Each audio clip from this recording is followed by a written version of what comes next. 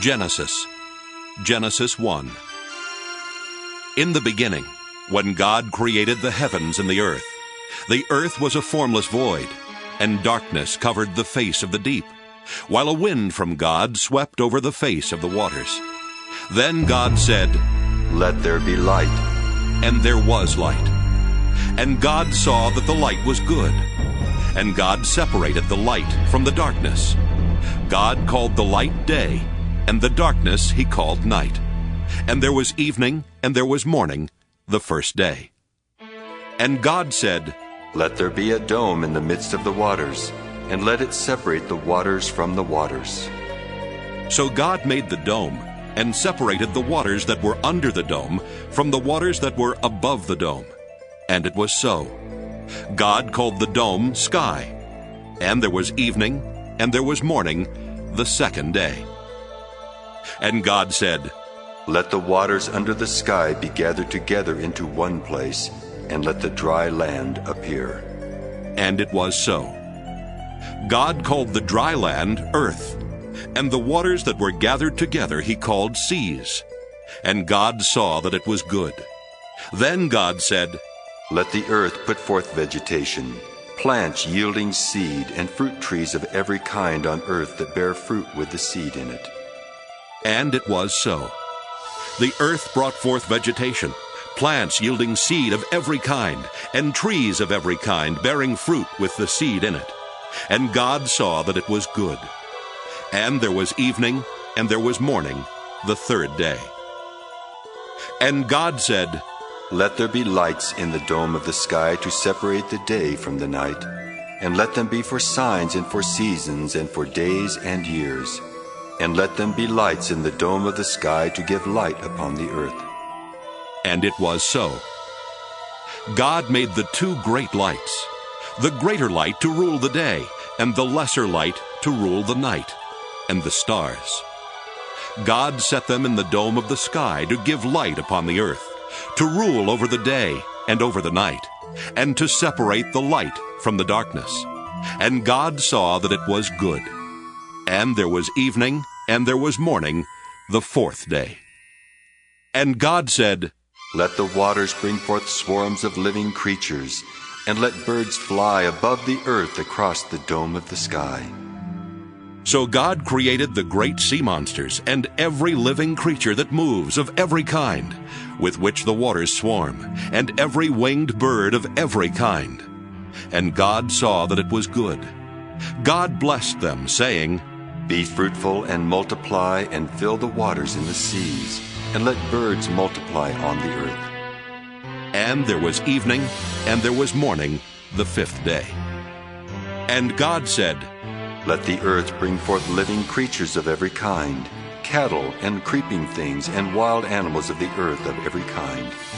And it was so. God made the wild animals of the earth of every kind, and the cattle of every kind, and everything that creeps upon the ground of every kind. And God saw that it was good. Then God said, "Let us make humankind in our image, according to our likeness. And let them have dominion over the fish of the sea, and over the birds of the air, and over the cattle, and over all the wild animals of the earth, and over every creeping thing that creeps upon the earth." So God created humankind in his image. In the image of God he created them. Male and female he created them. God blessed them, and God said to them, "Be fruitful and multiply, and fill the earth and subdue it, and have dominion over the fish of the sea, and over the birds of the air, and over every living thing that moves upon the earth." God said, "See, I have given you every plant yielding seed that is upon the face of all the earth, and every tree with seed in its fruit. You shall have them for food. And to every beast of the earth, and to every bird of the air, and to everything that creeps on the earth, everything that has breath of life, I have given every green plant for food." And it was so. God saw everything that he had made, and indeed it was very good. And there was evening, and there was morning, the sixth day. Genesis 2. Thus the heavens and the earth were finished, and all their multitude. And on the seventh day, God finished the work that he had done, and he rested on the seventh day from all the work that he had done. So God blessed the seventh day and hallowed it, because on it God rested from all the work that he had done in creation. These are the generations of the heavens and the earth when they were created. In the day that the Lord God made the earth and the heavens, when no plant of the field was yet in the earth, and no herb of the field had yet sprung up, for the Lord God had not caused it to rain upon the earth, and there was no one to till the ground. But a stream would rise from the earth, and water the whole face of the ground. Then the Lord God formed man from the dust of the ground, and breathed into his nostrils the breath of life. And the man became a living being. And the Lord God planted a garden in Eden, in the east, and there he put the man whom he had formed. Out of the ground that the Lord God made to grow every tree that is pleasant to the sight and good for food, the tree of life also in the midst of the garden, and the tree of the knowledge of good and evil. A river flows out of Eden to water the garden, and from there it divides and becomes 4 branches. The name of the first is Pishon. It is the one that flows around the whole land of Havilah, where there is gold. And the gold of that land is good. Bdellium and onyx stone are there. The name of the second river is Gihon. It is the one that flows around the whole land of Cush. The name of the third river is Tigris, which flows east of Assyria. And the fourth river is the Euphrates. The Lord God took the man and put him in the garden of Eden to till it and keep it. And the Lord God commanded the man, You may freely eat of every tree of the garden, but of the tree of the knowledge of good and evil you shall not eat. For in the day that you eat of it, you shall die. Then the Lord God said, It is not good that the man should be alone. I will make him a helper as his partner. So out of the ground the Lord God formed every animal of the field and every bird of the air, and brought them to the man to see what he would call them. And whatever the man called every living creature, that was its name. The man gave names to all cattle, and to the birds of the air, and to every animal of the field. But for the man there was not found a helper as his partner. So the Lord God caused a deep sleep to fall upon the man, and he slept. Then he took one of his ribs and closed up its place with flesh. And the rib that the Lord God had taken from the man he made into a woman, and brought her to the man. Then the man said, This at last is bone of my bones, and flesh of my flesh. This one shall be called woman, for out of man this one was taken. Therefore a man leaves his father and his mother, and clings to his wife, and they become one flesh. And the man and his wife were both naked, and were not ashamed. Genesis 3. Now the serpent was more crafty than any other wild animal that the Lord God had made. He said to the woman, Did God say, You shall not eat from any tree in the garden? The woman said to the serpent, We may eat of the fruit of the trees in the garden, but God said, You shall not eat of the fruit of the tree that is in the middle of the garden, nor shall you touch it, or you shall die. But the serpent said to the woman, You will not die, for God knows that when you eat of it, your eyes will be opened, and you will be like God, knowing good and evil. So when the woman saw that the tree was good for food, and that it was a delight to the eyes, and that the tree was to be desired to make one wise, she took of its fruit and ate. And she also gave some to her husband, who was with her, and he ate. Then the eyes of both were opened, and they knew that they were naked. And they sewed fig leaves together and made loincloths for themselves. They heard the sound of the Lord God walking in the garden at the time of the evening breeze. And the man and his wife hid themselves from the presence of the Lord God among the trees of the garden. But the Lord God called to the man and said to him, Where are you? He said, I heard the sound of you in the garden, and I was afraid because I was naked, and I hid myself. He said, Who told you that you were naked? Have you eaten from the tree of which I commanded you not to eat? The man said, The woman whom you gave to be with me, she gave me fruit from the tree, and I ate. Then the Lord God said to the woman, What is this that you have done? The woman said, The serpent tricked me, and I ate. The Lord God said to the serpent, Because you have done this, cursed are you among all animals and among all wild creatures. Upon your belly you shall go, and dust you shall eat all the days of your life. I will put enmity between you and the woman, and between your offspring and hers. He will strike your head, and you will strike his heel. To the woman he said, I will greatly increase your pangs in childbearing. In pain you shall bring forth children. Yet your desire shall be for your husband, and he shall rule over you. And to the man he said, Because you have listened to the voice of your wife, and have eaten of the tree about which I commanded you, you shall not eat of it. Cursed is the ground because of you. In toil you shall eat of it all the days of your life. Thorns and thistles it shall bring forth for you, and you shall eat the plants of the field. By the sweat of your face you shall eat bread until you return to the ground, for out of it you were taken. You are dust, and to dust you shall return. The man named his wife Eve, because she was the mother of all living. And the Lord God made garments of skins for the man and for his wife, and clothed them. Then the Lord God said, See, the man has become like one of us, knowing good and evil. And now he might reach out his hand and take also from the tree of life, and eat, and live forever. Therefore the Lord God sent him forth from the Garden of Eden to till the ground from which he was taken. He drove out the man, and at the east of the Garden of Eden he placed the cherubim, and a sword flaming and turning to guard the way to the tree of life. Genesis 4. Now the man knew his wife Eve, and she conceived and bore Cain, saying, I have produced a man with the help of the Lord. Next she bore his brother Abel. Now Abel was a keeper of sheep, and Cain a tiller of the ground.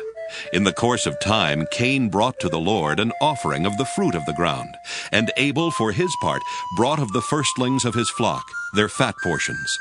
And the Lord had regard for Abel and his offering, but for Cain and his offering he had no regard. So Cain was very angry, and his countenance fell.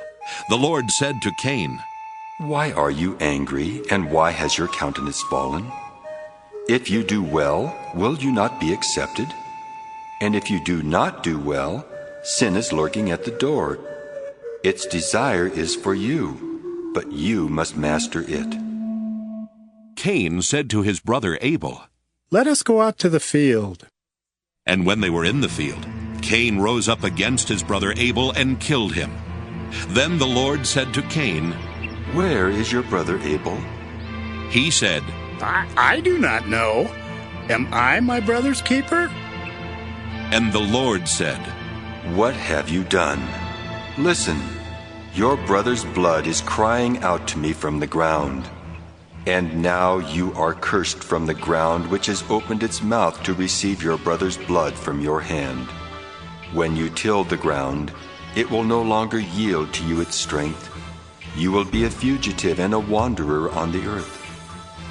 Cain said to the Lord, My punishment is greater than I can bear.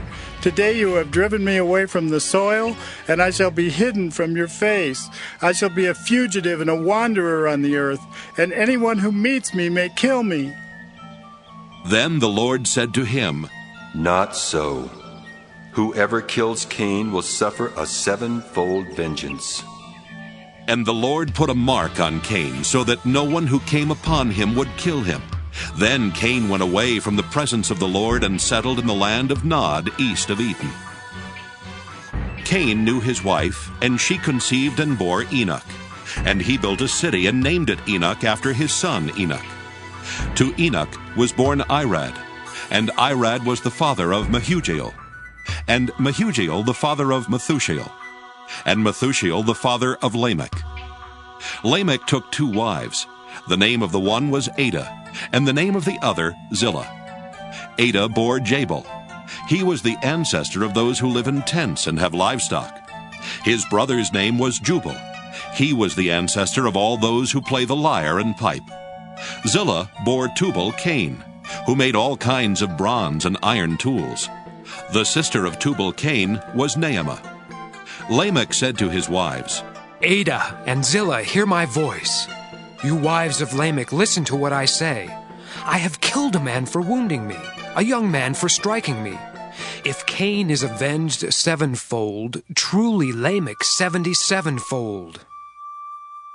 Adam knew his wife again, and she bore a son and named him Seth, for she said, God has appointed for me another child instead of Abel, because Cain killed him.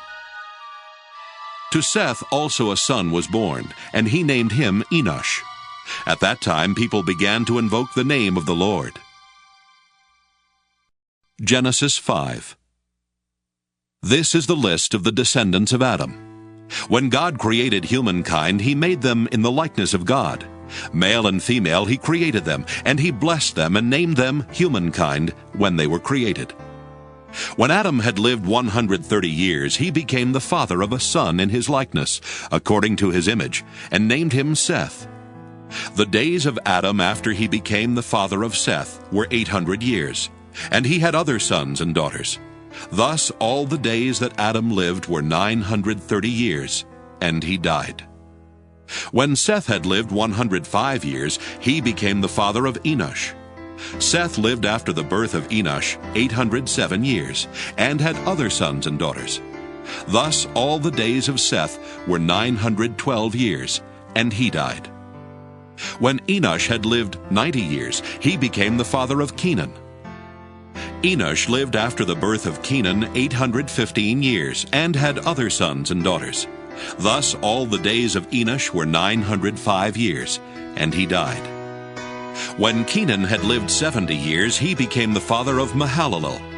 Kenan lived after the birth of Mahalalel 840 years, and had other sons and daughters. Thus all the days of Kenan were 910 years, and he died. When Mahalalel had lived 65 years, he became the father of Jared. Mahalalel lived after the birth of Jared 830 years, and had other sons and daughters. Thus all the days of Mahalalel were 895 years, and he died. When Jared had lived 162 years, he became the father of Enoch. Jared lived after the birth of Enoch 800 years, and had other sons and daughters. Thus all the days of Jared were 962 years, and he died. When Enoch had lived 65 years, he became the father of Methuselah. Enoch walked with God after the birth of Methuselah 300 years, and had other sons and daughters. Thus all the days of Enoch were 365 years. Enoch walked with God, then he was no more, because God took him. When Methuselah had lived 187 years, he became the father of Lamech. Methuselah lived after the birth of Lamech 782 years, and had other sons and daughters. Thus all the days of Methuselah were 969 years, and he died. When Lamech had lived 182 years, he became the father of a son. He named him Noah, saying, Out of the ground that the Lord has cursed, this one shall bring us relief from our work and from the toil of our hands. Lamech lived after the birth of Noah 595 years, and had other sons and daughters. Thus all the days of Lamech were 777 years, and he died. After Noah was 500 years old, Noah became the father of Shem, Ham, and Japheth. Genesis 6. When people began to multiply on the face of the ground, and daughters were born to them, the sons of God saw that they were fair, and they took wives for themselves of all that they chose. Then the Lord said, My spirit shall not abide in mortals forever, for they are flesh. Their days shall be 120 years. The Nephilim were on the earth in those days, and also afterward, when the sons of God went in to the daughters of humans who bore children to them. These were the heroes that were of old, warriors of renown. The Lord saw that the wickedness of humankind was great in the earth, and that every inclination of the thoughts of their hearts was only evil continually. And the Lord was sorry that he had made humankind on the earth, and it grieved him to his heart. So the Lord said, I will blot out from the earth the human beings I have created, people, together with animals and creeping things and birds of the air, for I am sorry that I have made them. But Noah found favor in the sight of the Lord. These are the descendants of Noah. Noah was a righteous man, blameless in his generation. Noah walked with God. And Noah had 3 sons, Shem, Ham, and Japheth. Now the earth was corrupt in God's sight, and the earth was filled with violence. And God saw that the earth was corrupt, for all flesh had corrupted its ways upon the earth. And God said to Noah, I have determined to make an end of all flesh, for the earth is filled with violence because of them. Now I am going to destroy them along with the earth. Make yourself an ark of cypress wood. Make rooms in the ark and cover it inside and out with pitch. This is how you are to make it. The length of the ark, 300 cubits. Its width, 50 cubits. And its height, 30 cubits. Make a roof for the ark and finish it to a cubit above. And put the door of the ark in its side. Make it with lower, second, and third decks. For my part, I am going to bring a flood of waters on the earth, to destroy from under heaven all flesh in which is the breath of life. Everything that is on the earth shall die. But I will establish my covenant with you, and you shall come into the ark, you, your sons, your wife, and your sons' wives with you. And of every living thing of all flesh you shall bring 2 of every kind into the ark, to keep them alive with you. They shall be male and female. Of the birds according to their kinds, and of the animals according to their kinds. Of every creeping thing of the ground according to its kind. 2 of every kind shall come into you to keep them alive. Also take with you every kind of food that is eaten, and store it up, and it shall serve as food for you and for them. Noah did this. He did all that God commanded him. Genesis 7. Then the Lord said to Noah, Go into the ark, you and all your household, for I have seen that you alone are righteous before me in this generation. Take with you 7 pairs of all clean animals, the male and its mate, and a pair of the animals that are not clean, the male and its mate, and 7 pairs of the birds of the air also, male and female, to keep their kind alive on the face of all the earth. For in 7 days I will send rain on the earth for 40 days and 40 nights, and every living thing that I have made I will blot out from the face of the ground. And Noah did all that the Lord had commanded him. Noah was 600 years old when the flood of waters came on the earth, and Noah with his sons and his wife and his sons' wives went into the ark to escape the waters of the flood. Of clean animals, and of animals that are not clean, and of birds, and of everything that creeps on the ground, 2 and 2, male and female, went into the ark with Noah, as God had commanded Noah.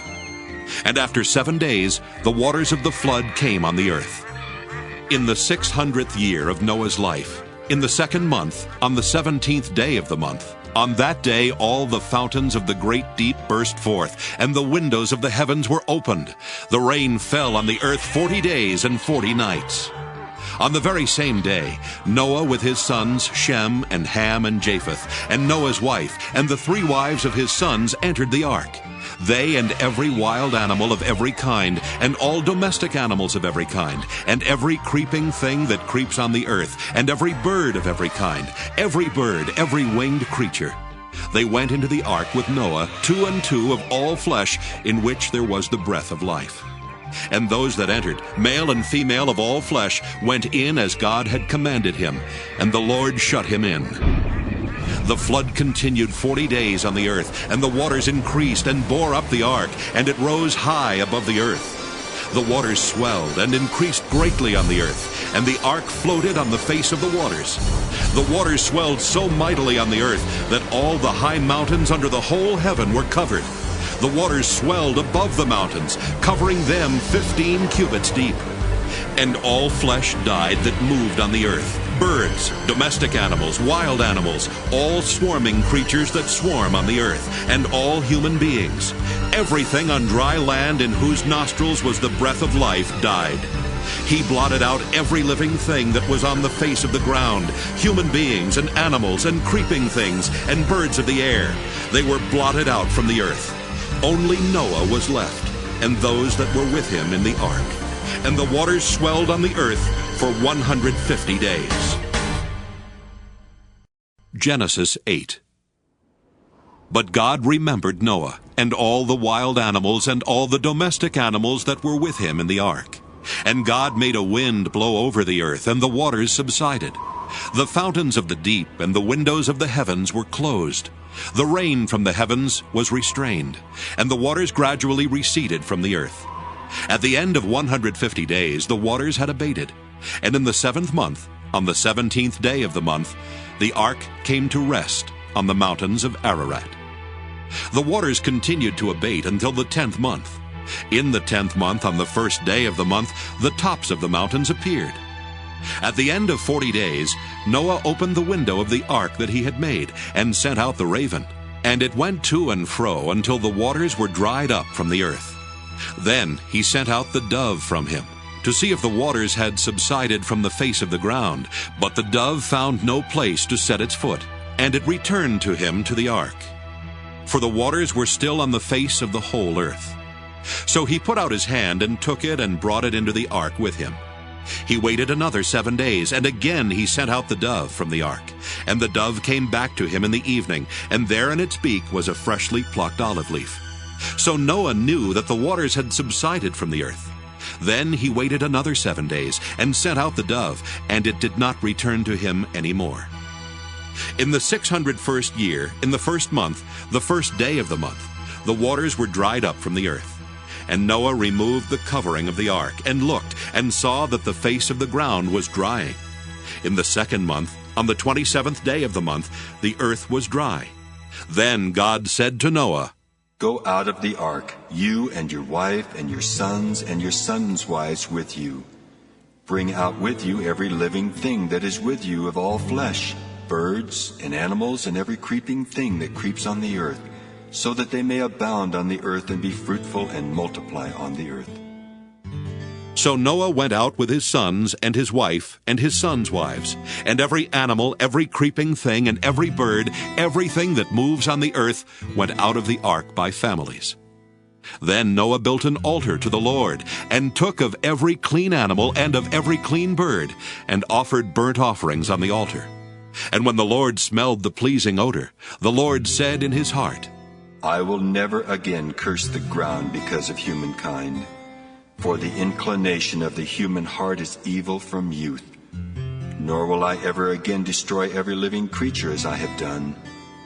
As long as the earth endures, seed time and harvest, cold and heat, summer and winter, day and night shall not cease.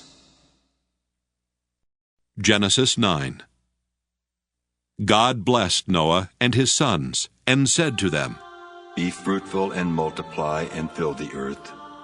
The fear and dread of you shall rest on every animal of the earth, and on every bird of the air, on everything that creeps on the ground, and on all the fish of the sea. Into your hand they are delivered.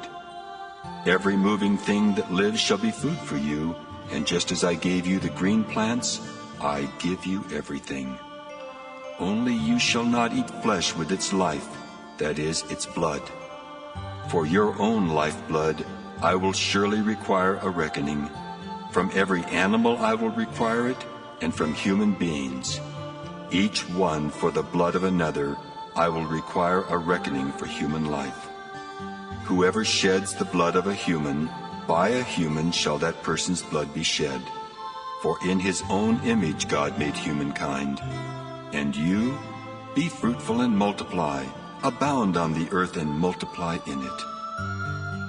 Then God said to Noah and to his sons with him, As for me, I am establishing my covenant with you and your descendants after you, and with every living creature that is with you, the birds, the domestic animals, and every animal of the earth with you, as many as came out of the ark. I establish my covenant with you, that never again shall all flesh be cut off by the waters of a flood, and never again shall there be a flood to destroy the earth. God said, This is the sign of the covenant that I make between me and you and every living creature that is with you for all future generations.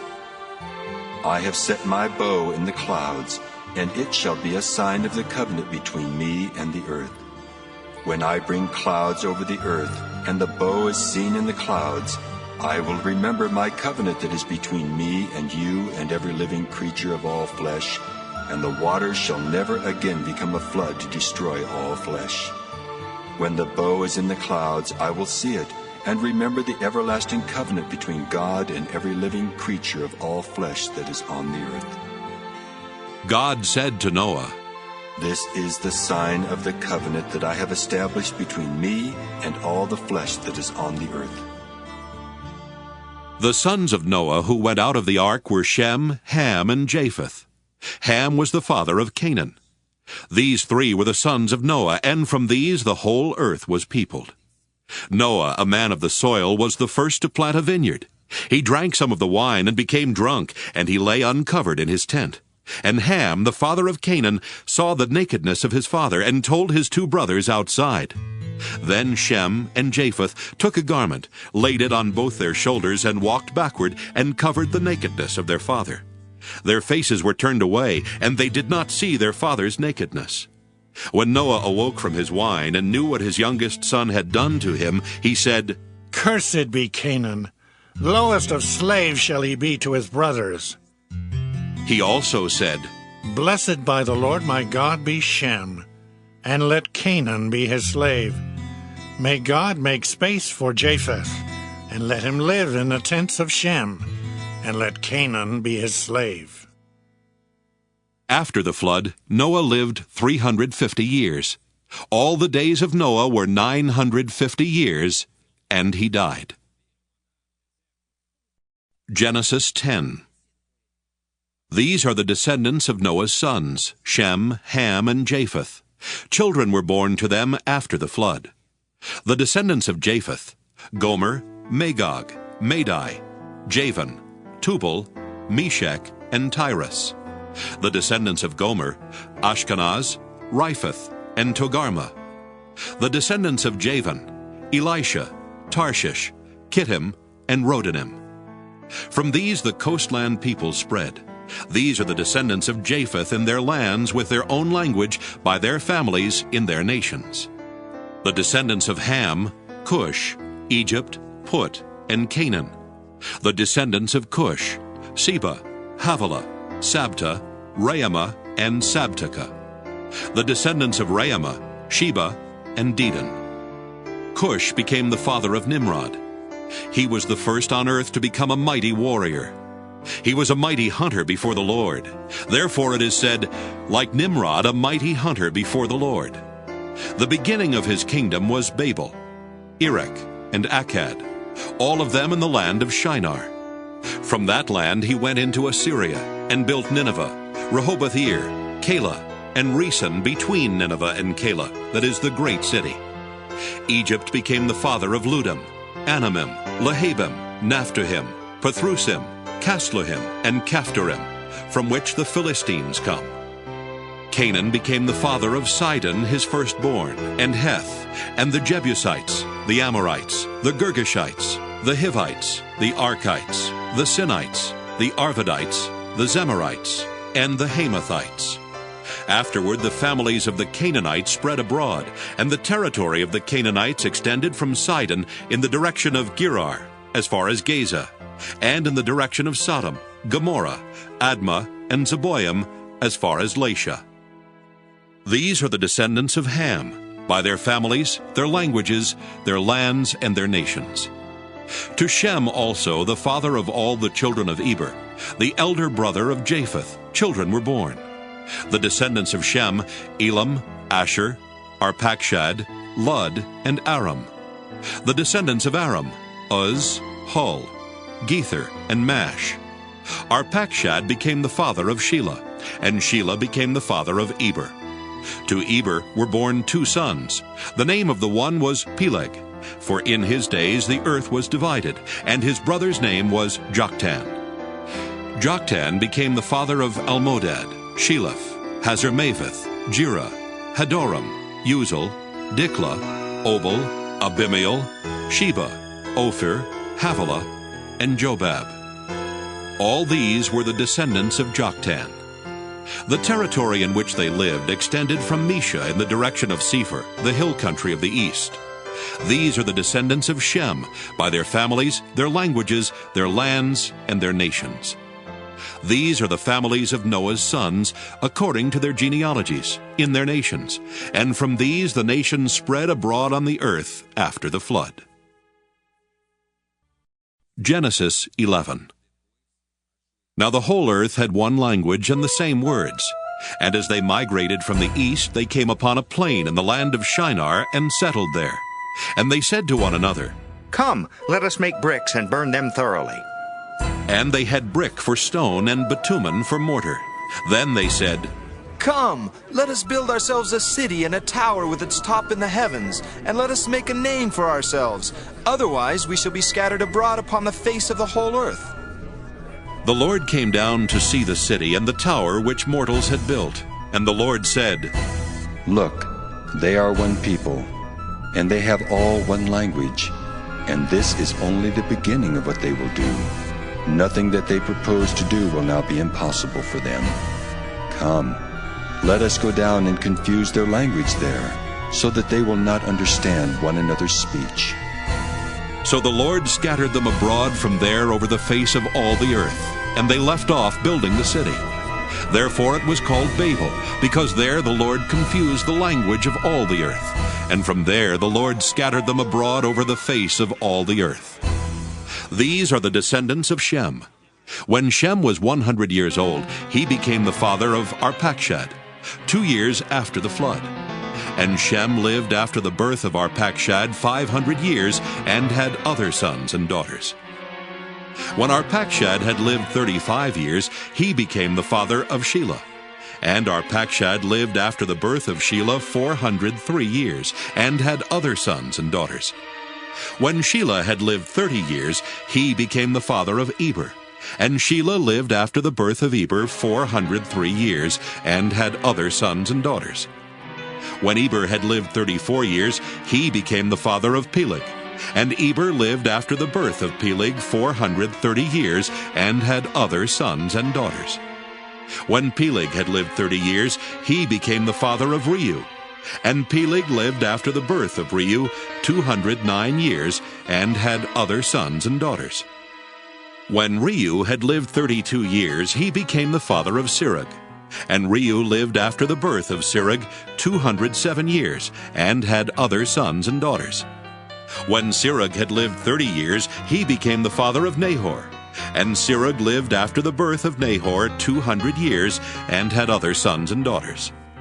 When Nahor had lived 29 years, he became the father of Terah. And Nahor lived after the birth of Terah 119 years, and had other sons and daughters. When Terah had lived 70 years, he became the father of Abram, Nahor, and Haran. Now these are the descendants of Terah. Terah was the father of Abram, Nahor, and Haran. And Haran was the father of Lot. Haran died before his father Terah in the land of his birth, in Ur of the Chaldeans. Abram and Nahor took wives. The name of Abram's wife was Sarai, and the name of Nahor's wife was Milcah. She was the daughter of Haran, the father of Milcah and Iscah. Now Sarai was barren; she had no child. Terah took his son Abram and his grandson Lot, son of Haran, and his daughter-in-law Sarai, his son Abram's wife, and they went out together from Ur of the Chaldeans to go into the land of Canaan. But when they came to Haran, they settled there. The days of Terah were 205 years, and Terah died in Haran. Genesis 12. Now the Lord said to Abram, Go from your country and your kindred and your father's house to the land that I will show you. I will make of you a great nation, and I will bless you and make your name great, so that you will be a blessing. I will bless those who bless you, and the one who curses you I will curse. And in you all the families of the earth shall be blessed. So Abram went as the Lord had told him, and Lot went with him. Abram was 75 years old when he departed from Haran. Abram took his wife Sarai and his brother's son Lot, and all the possessions that they had gathered, and the persons whom they had acquired in Haran. And they set forth to go to the land of Canaan. When they had come to the land of Canaan, Abram passed through the land to the place at Shechem, to the oak of Moreh. At that time the Canaanites were in the land. Then the Lord appeared to Abram and said, To your offspring I will give this land. So he built there an altar to the Lord who had appeared to him. From there he moved on to the hill country on the east of Bethel and pitched his tent, with Bethel on the west and Ai on the east. And there he built an altar to the Lord, and invoked the name of the Lord. And Abram journeyed on by stages toward the Negev. Now there was a famine in the land. So Abram went down to Egypt to reside there as an alien, for the famine was severe in the land. When he was about to enter Egypt, he said to his wife Sarai, I know well that you are a woman beautiful in appearance, and when the Egyptians see you, they will say, This is his wife. Then they will kill me, but they will let you live. Say you are my sister, so that it may go well with me because of you, and that my life may be spared on your account. When Abram entered Egypt, the Egyptians saw that the woman was very beautiful. When the officials of Pharaoh saw her, they praised her to Pharaoh, and the woman was taken into Pharaoh's house. And for her sake he dealt well with Abram, and he had sheep, oxen, male donkeys, male and female slaves, female donkeys, and camels. But the Lord afflicted Pharaoh and his house with great plagues because of Sarai, Abram's wife. So Pharaoh called Abram and said, What is this you have done to me? Why did you not tell me that she was your wife? Why did you say she is my sister, so that I took her for my wife? Now then, here is your wife. Take her and be gone. And Pharaoh gave his men orders concerning him, and they set him on the way, with his wife and all that he had. Genesis 13. So Abram went up from Egypt, he and his wife and all that he had, and Lot with him, into the Negev. Now Abram was very rich in livestock, in silver and in gold. He journeyed on by stages from the Negev as far as Bethel, to the place where his tent had been at the beginning, between Bethel and Ai, to the place where he had made an altar at the first. And there Abram called on the name of the Lord. Now Lot, who went with Abram, also had flocks and herds and tents, so that the land could not support both of them living together. For their possessions were so great that they could not live together, and there was strife between the herders of Abram's livestock and the herders of Lot's livestock. At that time the Canaanites and the Perizzites lived in the land. Then Abram said to Lot, Let there be no strife between you and me, and between your herders and my herders, for we are kindred. Is not the whole land before you? Separate yourself from me. If you take the left hand, then I will go to the right. Or if you take the right hand, then I will go to the left. Lot looked about him, and saw that the plain of the Jordan was well watered everywhere, like the garden of the Lord, like the land of Egypt in the direction of Zoar. This was before the Lord had destroyed Sodom and Gomorrah. So Lot chose for himself all the plain of the Jordan, and Lot journeyed eastward. Thus they separated from each other. Abram settled in the land of Canaan, while Lot settled among the cities of the plain, and moved his tent as far as Sodom. Now the people of Sodom were wicked, great sinners against the Lord.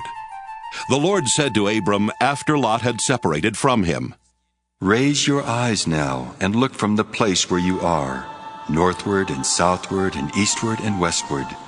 For all the land that you see I will give to you and to your offspring forever. I will make your offspring like the dust of the earth, so that if one can count the dust of the earth, your offspring also can be counted.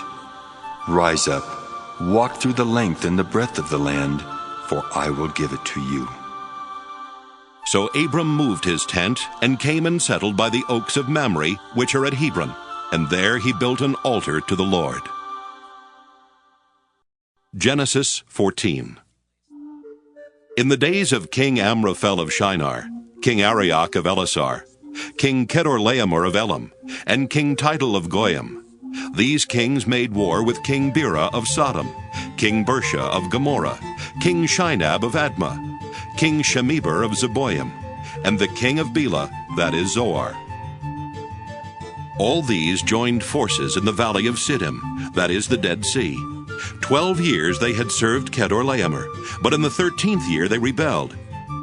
In the 14th year, Kedorlaomer and the kings who were with him came and subdued the Rephaim in Ashtaroth Karnaim, the Zuzim in Ham, the Emim in Sheva Kiriathaim, and the Horites in the hill country of Seir as far as El Paran, on the edge of the wilderness.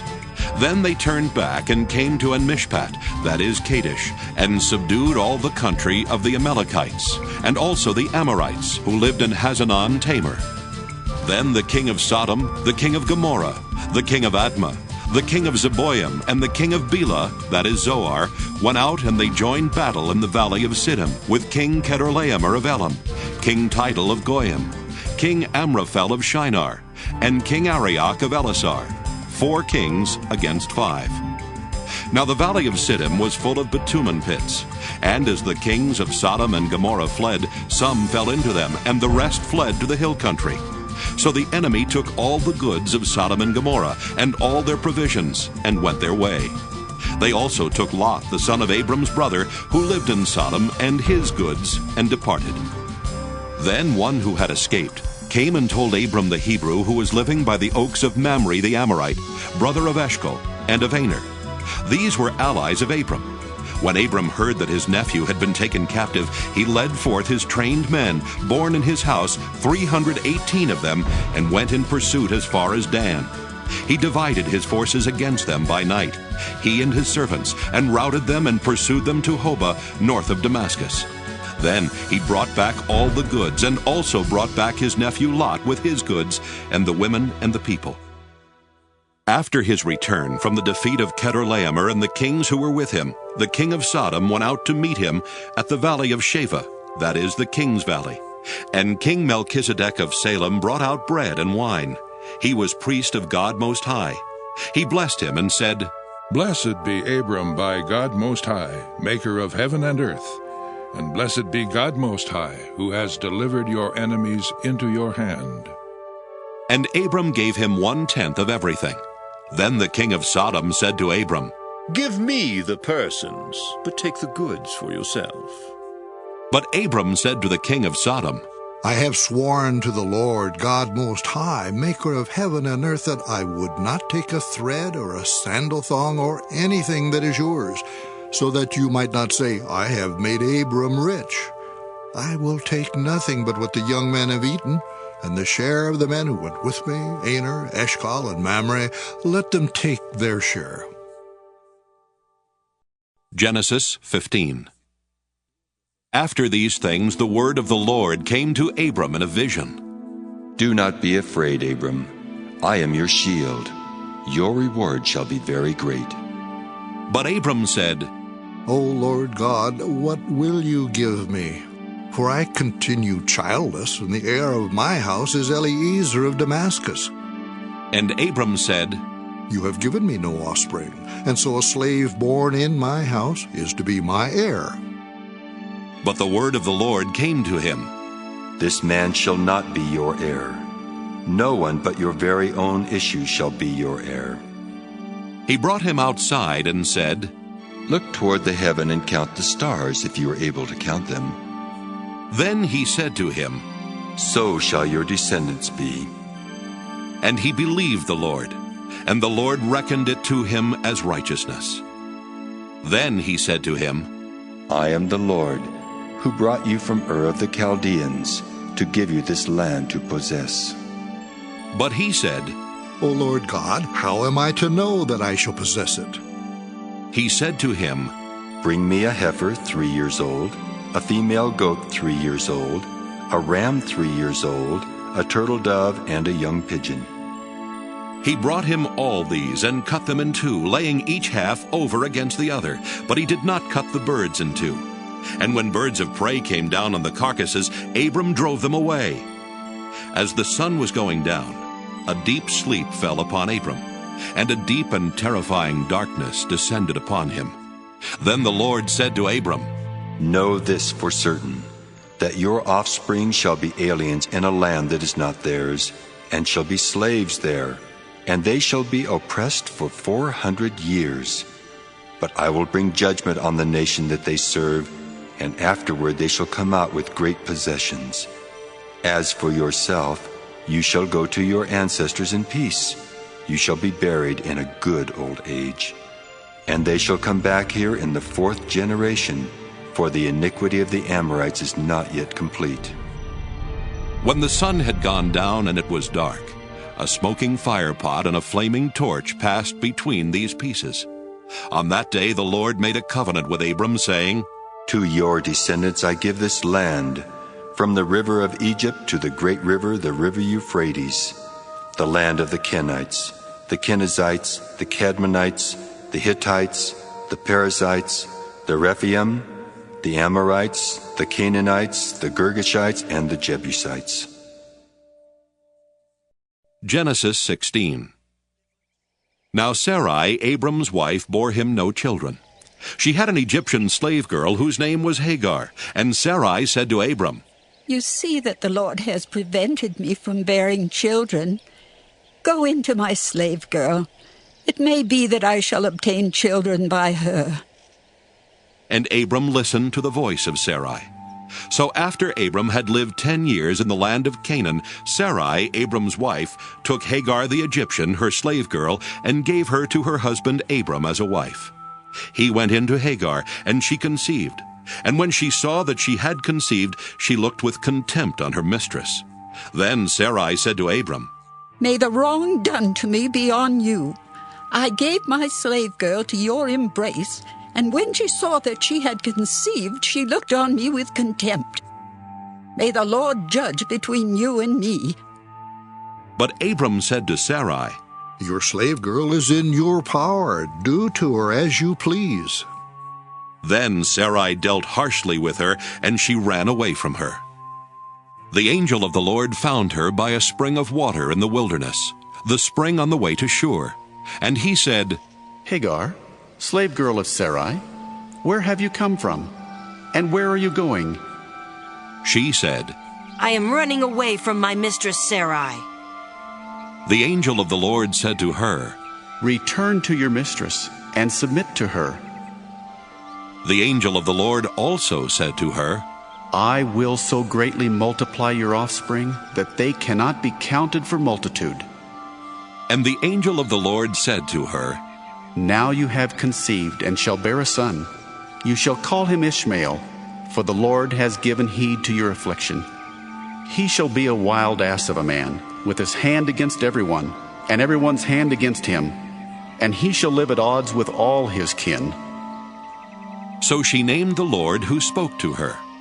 You are Elroy. For she said, Have I really seen God and remained alive after seeing him? Therefore the well was called Beer-lahai-roi.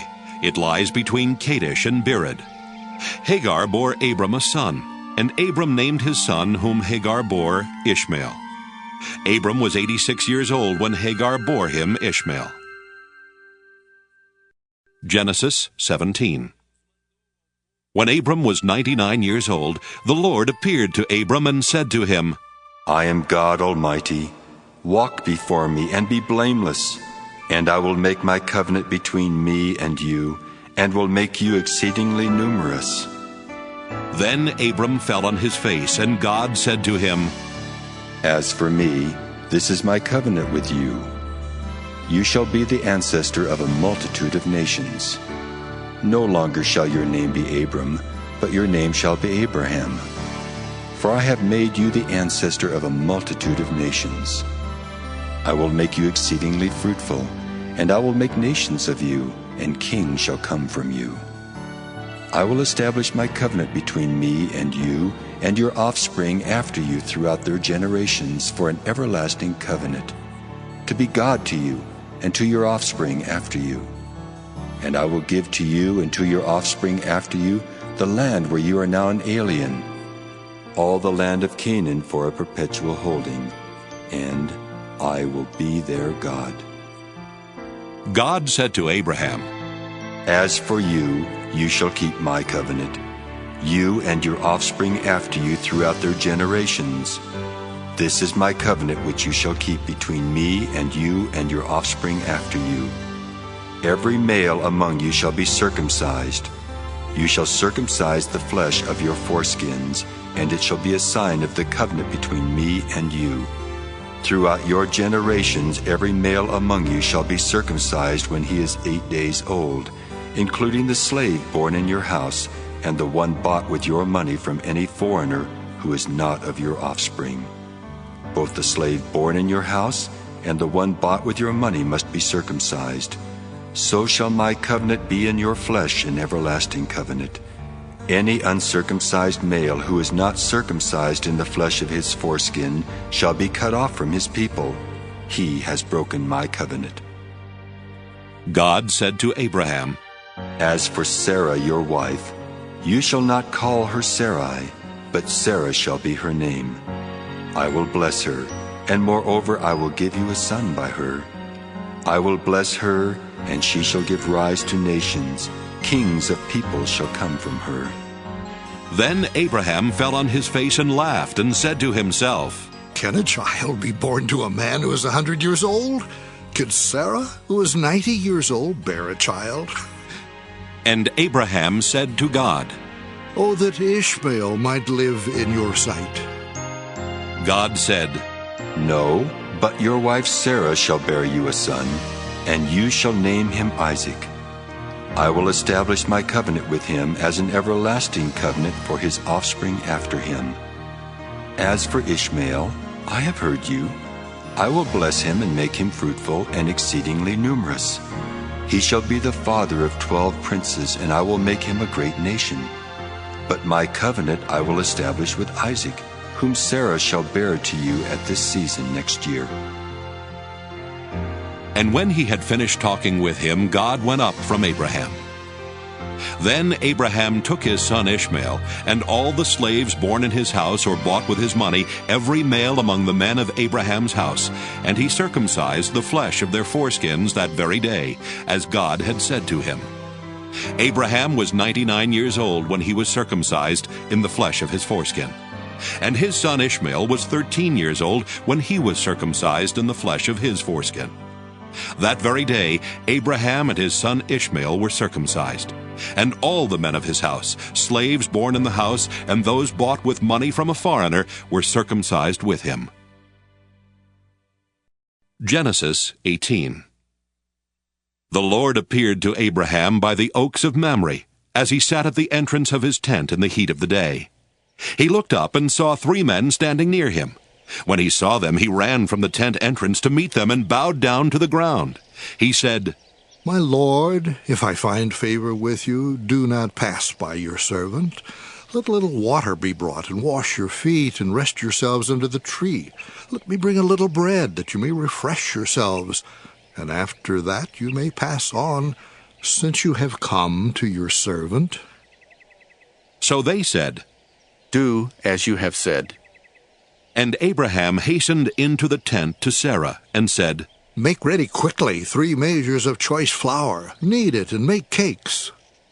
Abraham ran to the herd and took a calf, tender and good, and gave it to the servant who hastened to prepare it.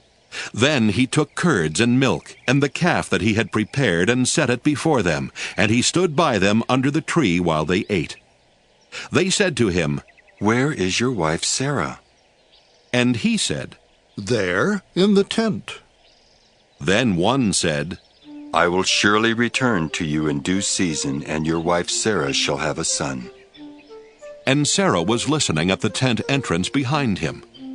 Now Abraham and Sarah were old, advanced in age.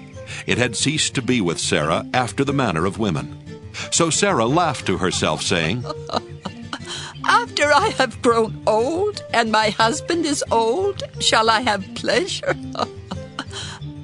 The Lord said to Abraham, Why did Sarah laugh and say, Shall I indeed bear a child now that I am old? Is anything too wonderful for the Lord? At the set time I will return to you in due season, and Sarah shall have a son. But Sarah denied, saying, I did not laugh. For she was afraid. He said, Oh, yes, you did laugh. Then the men set out from there, and they looked toward Sodom, and Abraham went with them to set them on their way. The Lord said, Shall I hide from Abraham what I am about to do, seeing that Abraham shall become a great and mighty nation, and all the nations of the earth shall be blessed in him? No, for I have chosen him, that he may charge his children and his household after him to keep the way of the Lord by doing righteousness and justice, so that the Lord may bring about for Abraham what he has promised him. Then the Lord said, How great is the outcry against Sodom and Gomorrah, and how very grave their sin. I must go down and see whether they have done altogether according to the outcry that has come to me, and if not, I will know. So the men turned from there and went toward Sodom, while Abraham remained standing before the Lord. Then Abraham came near and said, Will you indeed sweep away the righteous with the wicked? Suppose there are 50 righteous within the city. Will you then sweep away the place and not forgive it for the 50 righteous who are in it? Far be it from you to do such a thing, to slay the righteous with the wicked, so that the righteous fare as the wicked. Far be that from you. Shall not the judge of all the earth do what is just? And the Lord said, If I find at Sodom 50 righteous in the city, I will forgive the whole place for their sake. Abraham answered, Let me take it upon myself to speak to the Lord, I who am but dust and ashes. Suppose 5 of the 50 righteous are lacking. Will you destroy the whole city for lack of 5? And he said, I will not destroy it if I find 45 there. Again he spoke to him. Suppose 40 are found there. He answered, For the sake of 40, I will not do it. Then he said, Oh, do not let the Lord be angry if I speak. Suppose 30 are found there. He answered, I will not do it if I find 30 there. He said, Let me take it upon myself to speak to the Lord. Suppose 20 are found there. He answered, For the sake of 20, I will not destroy it. Then he said, Oh, do not let the Lord be angry if I speak just once more. Suppose 10 are found there. He answered, For the sake of 10, I will not destroy it. And the Lord went his way when he had finished speaking to Abraham, and Abraham returned to his place. Genesis 19. The 2 angels came to Sodom in the evening, and Lot was sitting in the gateway of Sodom. When Lot saw them, he rose to meet them, and bowed down with his face to the ground. He said, Please, my lords, turn aside to your servant's house and spend the night, and wash your feet. Then you can rise early and go on your way. They said, No, we will spend the night in the square. But he urged them strongly, so they turned aside to him and entered his house. And he made them a feast, and baked unleavened bread, and they ate. But before they lay down, the men of the city, the men of Sodom, both young and old, all the people to the last man, surrounded the house, and they called to Lot. Where are the men who came to you tonight? Bring them out to us, so that we may know them. Lot went out of the door to the men, shut the door after him, and said, I beg you, my brothers, do not act so wickedly. Look, I have 2 daughters who have not known a man. Let me bring them out to you, and do to them as you please. Only do nothing to these men, for they have come under the shelter of my roof. But they replied, Stand back! And they said, This fellow came here as an alien, and he would play the judge. Now we will deal worse with you than with them. Then they pressed hard against the man Lot and came near the door to break it down. But the men inside reached out their hands and brought Lot into the house with them and shut the door. And they struck with blindness the men who were at the door of the house, both small and great, so that they were unable to find the door. Then the men said to Lot, Have you anyone else here? Sons-in-law, sons, daughters, or anyone you have in the city, bring them out of the place. For we are about to destroy this place, because the outcry against its people has become great before the Lord, and the Lord has sent us to destroy it. So Lot went out and said to his sons-in-law who were to marry his daughters, Up, get out of this place, for the Lord is about to destroy the city. But he seemed to his sons-in-law to be jesting. When morning dawned, the angels urged Lot, saying, Get up, take your wife and your 2 daughters who are here, or else you will be consumed in the punishment of the city. But he lingered. So the men seized him and his wife and his 2 daughters by the hand, the Lord being merciful to him, and they brought him out and left him outside the city. When they had brought them outside, they said, Flee for your life. Do not look back or stop anywhere in the plain. Flee to the hills, or else you will be consumed.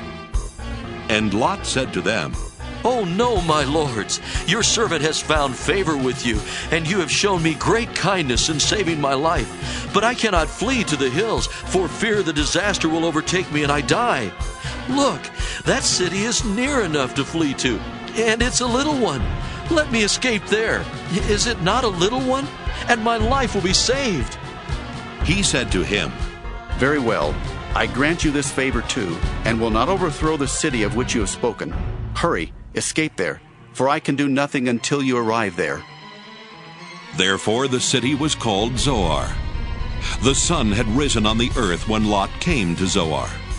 Then the Lord rained on Sodom and Gomorrah sulfur and fire from the Lord out of heaven, and he overthrew those cities, and all the plain, and all the inhabitants of the cities, and what grew on the ground. But Lot's wife behind him looked back, and she became a pillar of salt. Abraham went early in the morning to the place where he had stood before the Lord. And he looked down toward Sodom and Gomorrah, and toward all the land of the plain, and saw the smoke of the land going up like the smoke of a furnace. So it was that when God destroyed the cities of the plain, God remembered Abraham, and sent Lot out of the midst of the overthrow, when he overthrew the cities in which Lot had settled. Now Lot went up out of Zoar, and settled in the hills with his 2 daughters, for he was afraid to stay in Zoar. So he lived in a cave with his 2 daughters. And the firstborn said to the younger, Our father is old, and there is not a man on earth to come in to us after the manner of all the world. Come, let us make our father drink wine, and we will lie with him, so that we may preserve offspring through our father. So they made their father drink wine that night. And the firstborn went in and lay with her father. He did not know when she lay down or when she rose. On the next day the firstborn said to the younger, Look, I lay last night with my father. Let us make him drink wine tonight also. Then you go in and lie with him, so that we may preserve offspring through our father. So they made their father drink wine that night also. And the younger rose and lay with him. And he did not know when she lay down or when she rose. Thus both the daughters of Lot became pregnant by their father. The firstborn bore a son and named him Moab. He is the ancestor of the Moabites to this day. The younger also bore a son and named him Ben-Ammi. He is the ancestor of the Ammonites to this day. Genesis 20. From there, Abraham journeyed toward the region of the Negev and settled between Kadesh and Shur. While residing in Gerar as an alien, Abraham said of his wife Sarah, She is my sister. And King Abimelech of Gerar sent and took Sarah. But God came to Abimelech in a dream by night and said to him, You are about to die because of the woman whom you have taken, for she is a married woman. Now Abimelech had not approached her, so he said, Lord, will you destroy an innocent people? Did he not himself say to me, She is my sister? And she herself said, He is my brother. I did this in the integrity of my heart and the innocence of my hands. Then God said to him in the dream, Yes, I know that you did this in the integrity of your heart. Furthermore, it was I who kept you from sinning against me. Therefore I did not let you touch her. Now then, return the man's wife, for he is a prophet, and he will pray for you, and you shall live. But if you do not restore her, know that you shall surely die, you and all that are yours." So Abimelech rose early in the morning and called all his servants and told them all these things, and the men were very much afraid. Then Abimelech called Abraham and said to him, "What have you done to us? How have I sinned against you, that you have brought such great guilt on me and my kingdom? You have done things to me that ought not to be done." And Abimelech said to Abraham, "What were you thinking of that you did this thing?" Abraham said, "I did it because I thought there is no fear of God at all in this place, and they will kill me because of my wife. Besides, she is indeed my sister, the daughter of my father, but not the daughter of my mother, and she became my wife. And when God caused me to wander from my father's house, I said to her, 'This is the kindness you must do me. At every place to which we come, say of me, he is my brother.'" Then Abimelech took sheep and oxen, and male and female slaves, and gave them to Abraham, and restored his wife Sarah to him. Abimelech said, "My land is before you. Settle where it pleases you." To Sarah he said, "Look, I have given your brother 1,000 pieces of silver. It is your exoneration before all who are with you. You are completely vindicated." Then Abraham prayed to God, and God healed Abimelech, and also healed his wife and female slaves, so that they bore children. For the Lord had closed fast all the wombs of the house of Abimelech because of Sarah, Abraham's wife. Genesis 21. The Lord dealt with Sarah as he had said, and the Lord did for Sarah as he had promised. Sarah conceived and bore Abraham a son in his old age, at the time of which God had spoken to him. Abraham gave the name Isaac to his son, whom Sarah bore him. And Abraham circumcised his son Isaac when he was 8 days old, as God had commanded him. Abraham was 100 years old when his son Isaac was born to him. Now Sarah said, "God has brought laughter for me. Everyone who hears will laugh with me." And she said, "Who would ever have said to Abraham that Sarah would nurse children? Yet I have borne him a son in his old age."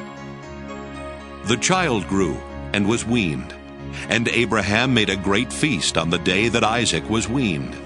But Sarah saw the son of Hagar the Egyptian, whom she had borne to Abraham, playing with her son Isaac. So she said to Abraham, "Cast out this slave woman with her son, for the son of the slave woman shall not inherit along with my son Isaac." The matter was very distressing to Abraham on account of his son. But God said to Abraham, "Do not be distressed because of the boy and because of your slave woman. Whatever Sarah says to you, do as she tells you, for it is through Isaac that offspring shall be named for you. As for the son of the slave woman, I will make a nation of him also, because he is your offspring." So Abraham rose early in the morning and took bread and a skin of water and gave it to Hagar, putting it on her shoulder along with the child, and sent her away. And she departed and wandered about in the wilderness of Beersheba. When the water in the skin was gone, she cast the child under one of the bushes. Then she went and sat down opposite him a good way off, about the distance of a bow shot. For she said, "Do not let me look on the death of the child." And as she sat opposite him, she lifted up her voice and wept. And God heard the voice of the boy. And the angel of God called to Hagar from heaven and said to her, "What troubles you, Hagar? Do not be afraid, for God has heard the voice of the boy where he is. Come, lift up the boy and hold him fast with your hand, for I will make a great nation of him." Then God opened her eyes, and she saw a well of water. She went and filled the skin with water and gave the boy a drink. God was with the boy, and he grew up. He lived in the wilderness and became an expert with the bow. He lived in the wilderness of Paran, and his mother got a wife for him from the land of Egypt. At that time Abimelech, with Phicol, the commander of his army, said to Abraham, God is with you in all that you do. Now therefore swear to me here by God that you will not deal falsely with me, or with my offspring, or with my posterity, but as I have dealt loyally with you, you will deal with me and with the land where you have resided as an alien. And Abraham said, I swear it. When Abraham complained to Abimelech about a well of water that Abimelech's servants had seized, Abimelech said, I do not know who has done this. You did not tell me, and I have not heard of it until today. So Abraham took sheep and oxen and gave them to Abimelech, and the two men made a covenant. Abraham set apart 7 ewe lambs of the flock, and Abimelech said to Abraham, What is the meaning of these 7 ewe lambs that you have set apart? He said, These 7 ewe lambs you shall accept from my hand, in order that you may be a witness for me that I dug this well. Therefore that place was called Beersheba, because there both of them swore an oath. When they had made a covenant at Beersheba, Abimelech, with Phicol, the commander of his army, left and returned to the land of the Philistines. Abraham planted a tamarisk tree in Beersheba, and called there on the name of the Lord, the everlasting God. And Abraham resided as an alien many days in the land of the Philistines. Genesis 22. After these things God tested Abraham. He said to him, Abraham. And he said, Here I am. He said, Take your son, your only son Isaac, whom you love, and go to the land of Moriah, and offer him there as a burnt offering on one of the mountains that I shall show you. So Abraham rose early in the morning, saddled his donkey, and took 2 of his young men with him, and his son Isaac. He cut the wood for the burnt offering, and set out, and went to the place in the distance that God had shown him. On the 3rd day, Abraham looked up and saw the place far away. Then Abraham said to his young men, Stay here with the donkey. The boy and I will go over there. We will worship, and then we will come back to you. Abraham took the wood of the burnt offering, and laid it on his son Isaac, and he himself carried the fire and the knife. So the 2 of them walked on together. Isaac said to his father Abraham, Father. And he said, Here I am, my son. He said, The fire and the wood are here, but where is the lamb for a burnt offering? Abraham said, God himself will provide the lamb for a burnt offering, my son. So the 2 of them walked on together. When they came to the place that God had shown him, Abraham built an altar there and laid the wood in order. He bound his son Isaac and laid him on the altar on top of the wood. Then Abraham reached out his hand and took the knife to kill his son. But the angel of the Lord called to him from heaven and said, Abraham, Abraham. And he said, Here I am. He said, Do not lay your hand on the boy, or do anything to him. For now I know that you fear God, since you have not withheld your son, your only son, from me. And Abraham looked up and saw a ram caught in a thicket by its horns. Abraham went and took the ram and offered it up as a burnt offering instead of his son. So Abraham called that place, The Lord Will Provide, as it is said to this day, On the mount of the Lord it shall be provided. The angel of the Lord called to Abraham a second time from heaven and said, By myself I have sworn, says the Lord, because you have done this, and have not withheld your son, your only son, I will indeed bless you, and I will make your offspring as numerous as the stars of heaven, and as the sand that is on the seashore. And your offspring shall possess the gate of their enemies, and by your offspring shall all the nations of earth gain blessing for themselves, because you have obeyed my voice. So Abraham returned to his young men, and they arose and went together to Beersheba, and Abraham lived at Beersheba. Now after these things it was told Abraham, Milcah also has borne children to your brother Nahor. Uz the firstborn, Buz his brother, Kemuel the father of Aram, Kesed, Hazo, Pildash, Jidlaph, and Bethuel. Bethuel became the father of Rebekah. These 8 Milcah bore to Nahor, Abraham's brother. Moreover, his concubine, whose name was Reumah, bore Tebah, Gaham, Tahash, and Maacah. Genesis 23. Sarah lived 127 years. This was the length of Sarah's life. And Sarah died at Kiriath Arba, that is, Hebron, in the land of Canaan. And Abraham went in to mourn for Sarah and to weep for her. Abraham rose up from beside his dead and said to the Hittites, I am a stranger and an alien residing among you. Give me property among you for a burying place, so that I may bury my dead out of my sight. The Hittites answered Abraham, Hear us, my lord. You are a mighty prince among us. Bury your dead in the choicest of our burial places. None of us will withhold from you any burial ground for burying your dead. Abraham rose and bowed to the Hittites, the people of the land. He said to them, If you are willing that I should bury my dead out of my sight, hear me, and entreat for me Ephron, son of Zohar, so that he may give me the cave of Machpelah, which he owns. It is at the end of his field. For the full price, let him give it to me in your presence, as a possession for a burying place. Now Ephron was sitting among the Hittites. And Ephron the Hittite answered Abraham in the hearing of the Hittites, of all who went in at the gate of his city. No, my lord, hear me. I give you the field, and I give you the cave that is in it. In the presence of my people I give it to you. Bury your dead. Then Abraham bowed down before the people of the land. He said to Ephron in the hearing of the people of the land, If you only will listen to me, I will give the price of the field. Accept it from me, so that I may bury my dead there. Ephron answered Abraham, My lord, listen to me. A piece of land worth 400 shekels of silver. What is that between you and me? Bury your dead.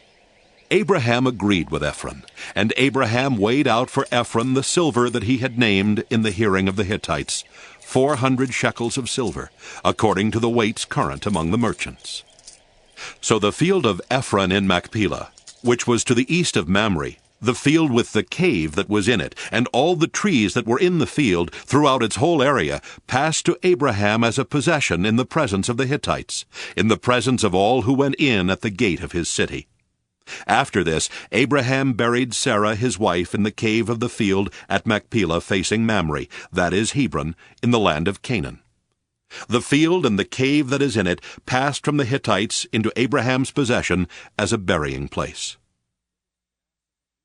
Genesis 24. Now Abraham was old, well advanced in years, and the Lord had blessed Abraham in all things. Abraham said to his servant, the oldest of his house, who had charge of all that he had, Put your hand under my thigh, and I will make you swear by the Lord, the God of heaven and earth, that you will not get a wife for my son from the daughters of the Canaanites among whom I live, but will go to my country and to my kindred, and get a wife for my son Isaac. The servant said to him, Perhaps the woman may not be willing to follow me to this land. Must I then take your son back to the land from which you came? Abraham said to him, See to it that you do not take my son back there.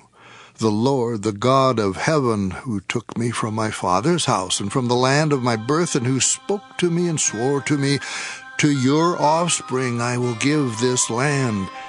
He will send his angel before you, and you shall take a wife for my son from there. But if the woman is not willing to follow you, then you will be free from this oath of mine. Only you must not take my son back there. So the servant put his hand under the thigh of Abraham his master, and swore to him concerning this matter. Then the servant took 10 of his master's camels and departed, taking all kinds of choice gifts from his master. And he set out and went to Aram Naharaim, to the city of Nahor. He made the camels kneel down outside the city by the well of water. It was toward evening, the time when women go out to draw water. And he said, O Lord God of my master Abraham, please grant me success today and show steadfast love to my master Abraham. I am standing here by the spring of water, and the daughters of the townspeople are coming out to draw water. Let the girl to whom I shall say, please offer your jar that I may drink, and who shall say, drink, and I will water your camels. Let her be the one whom you have appointed for your servant Isaac.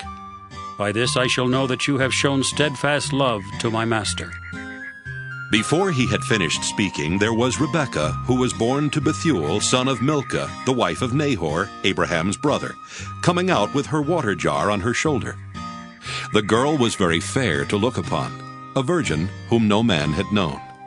She went down to the spring, filled her jar, and came up. Then the servant ran to meet her and said, "Please, let me sip a little water from your jar." "Drink, my lord," she said, and quickly lowered her jar upon her hand and gave him a drink. When she had finished giving him a drink, she said, "I will draw for your camels also, until they have finished drinking." So she quickly emptied her jar into the trough and ran again to the well to draw, and she drew for all his camels. The man gazed at her in silence to learn whether or not the Lord had made his journey successful. When the camels had finished drinking, the man took a gold nose ring weighing a half shekel and 2 bracelets for her arms weighing 10 gold shekels, and said, "Tell me whose daughter you are. And is there room in your father's house for us to spend the night?" She said to him, "I am the daughter of Bethuel, son of Milcah, whom she bore to Nahor." She added, "We have plenty of straw and fodder, and a place to spend the night." The man bowed his head and worshipped the Lord and said, "Blessed be the Lord, the God of my master Abraham, who has not forsaken his steadfast love and his faithfulness toward my master. As for me, the Lord has led me on the way to the house of my master's kin." Then the girl ran and told her mother's household about these things. Rebekah had a brother whose name was Laban, and Laban ran out to the man to the spring. As soon as he had seen the nose ring and the bracelets on his sister's arms, and when he heard the words of his sister Rebekah, "Thus the man spoke to me," he went to the man, and there he was standing by the camels at the spring. He said, "Come in, O blessed of the Lord. Why do you stand outside when I have prepared the house and a place for the camels?" So the man came into the house, and Laban unloaded the camels and gave him straw and fodder for the camels, and water to wash his feet and the feet of the men who were with him. Then food was set before him to eat, but he said, "I will not eat until I have told my errand." He said, "Speak on." So he said, "I am Abraham's servant. The Lord has greatly blessed my master, and he has become wealthy. He has given him flocks and herds, silver and gold, male and female slaves, camels and donkeys. And Sarah, my master's wife, bore a son to my master when she was old. And he has given him all that he has. My master made me swear, saying, 'You shall not take a wife for my son from the daughters of the Canaanites in whose land I live. But you shall go to my father's house, to my kindred, and get a wife for my son.' I said to my master, 'Perhaps the woman will not follow me.' But he said to me, 'The Lord before whom I walk will send his angel with you and make your way successful. You shall get a wife from my son, from my kindred, from my father's house. Then you will be free from my oath. When you come to my kindred, even if they will not give her to you, you will be free from my oath.' I came today to the spring and said, 'O Lord, the God of my master Abraham, if now you will only make successful the way I am going. I am standing here by the spring of water. Let the young woman who comes out to draw, to whom I shall say, "Please, give me a little water from your jar to drink," and who will say to me, "Drink, and I will draw for your camels also." Oh, let her be the woman whom the Lord has appointed for my master's son." Before I had finished speaking in my heart, there was Rebekah coming out with her water jar on her shoulder. And she went down to the spring and drew, and I said to her, "Please, let me drink." She quickly let down her jar from her shoulder and said, "Drink, and I will also water your camels." So I drank, and she also watered the camels. Then I asked her, "Whose daughter are you?" She said, "The daughter of Bethuel, Nahor's son, whom Milcah bore to him." So I put the ring on her nose and the bracelets on her arms. Then I bowed my head and worshipped the Lord and blessed the Lord, the God of my master Abraham, who had led me by the right way to obtain the daughter of my master's kinsman for his son. Now then, if you will deal loyally and truly with my master, tell me, and if not, tell me, so that I may turn either to the right hand or to the left." Then Laban and Bethuel answered, "The thing comes from the Lord. We cannot speak to you anything bad or good. Look, Rebekah is before you. Take her and go, and let her be the wife of your master's son, as the Lord has spoken." When Abraham's servant heard their words, he bowed himself to the ground before the Lord. And the servant brought out jewelry of silver and of gold, and garments, and gave them to Rebekah. He also gave to her brother and to her mother costly ornaments. Then he and the men who were with him ate and drank, and they spent the night there. When they rose in the morning, he said, "Send me back to my master." Her brother and her mother said, "Let the girl remain with us a while, at least 10 days. After that she may go." But he said to them, "Do not delay me, since the Lord has made my journey successful. Let me go, that I may go to my master." They said, "We will call the girl and ask her." And they called Rebekah and said to her, "Will you go with this man?" She said, "I will." So they sent away their sister Rebekah and her nurse along with Abraham's servant and his men. And they blessed Rebekah and said to her, "May you, our sister, become thousands of myriads. May your offspring gain possession of the gates of their foes." Then Rebekah and her maids rose up, mounted the camels, and followed the man. Thus the servant took Rebekah and went his way. Now Isaac had come from Beer-lahai-roi and was settled in the Negev. Isaac went out in the evening to walk in the field, and looking up he saw camels coming. And Rebekah looked up, and when she saw Isaac, she slipped quickly from the camel and said to the servant, "Who is the man over there, walking in the field to meet us?" The servant said, "It is my master." So she took her veil and covered herself. And the servant told Isaac all the things that he had done.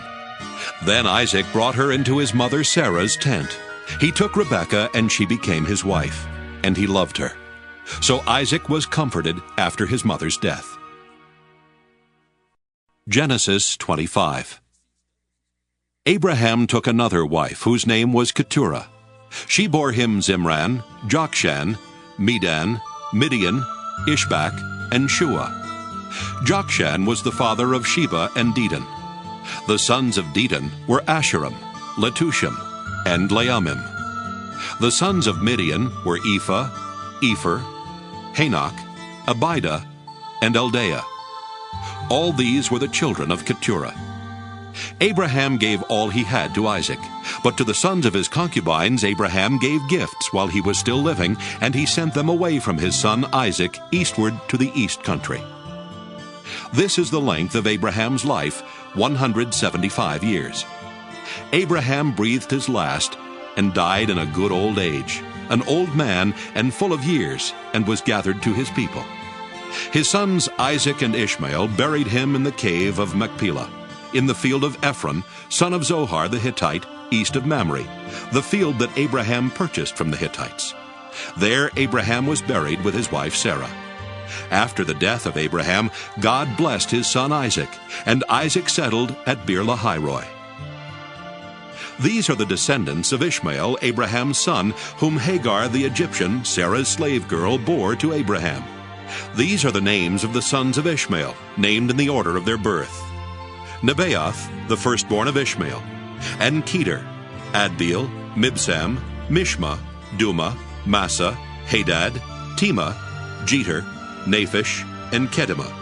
These are the sons of Ishmael, and these are their names by their villages and by their encampments, 12 princes according to their tribes. This is the length of the life of Ishmael, 137 years. He breathed his last and died, and was gathered to his people. They settled from Havilah to Shur, which is opposite Egypt in the direction of Assyria. He settled down alongside of all his people. These are the descendants of Isaac, Abraham's son. Abraham was the father of Isaac, and Isaac was 40 years old when he married Rebekah, daughter of Bethuel the Aramean, of Paddan Aram, sister of Laban the Aramean.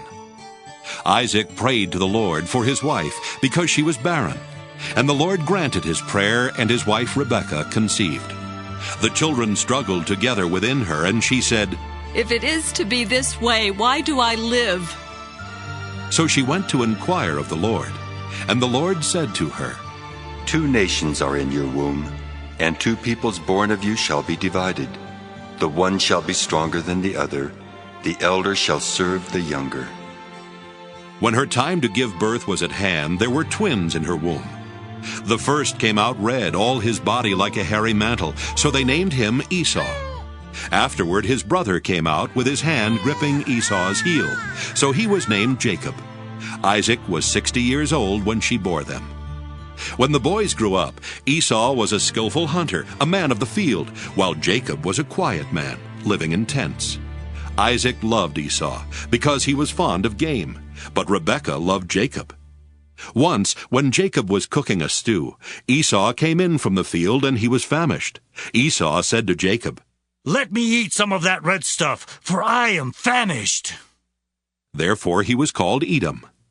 Jacob said, "First, sell me your birthright." Esau said, "I am about to die.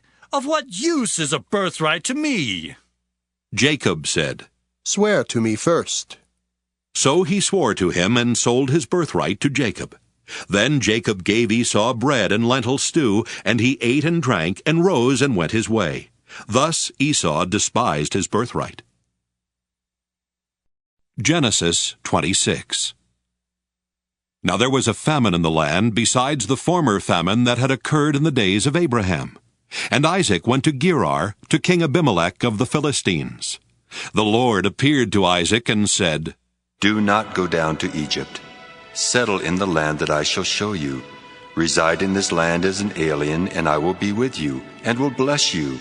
For to you and to your descendants I will give all these lands, and I will fulfill the oath that I swore to your father Abraham.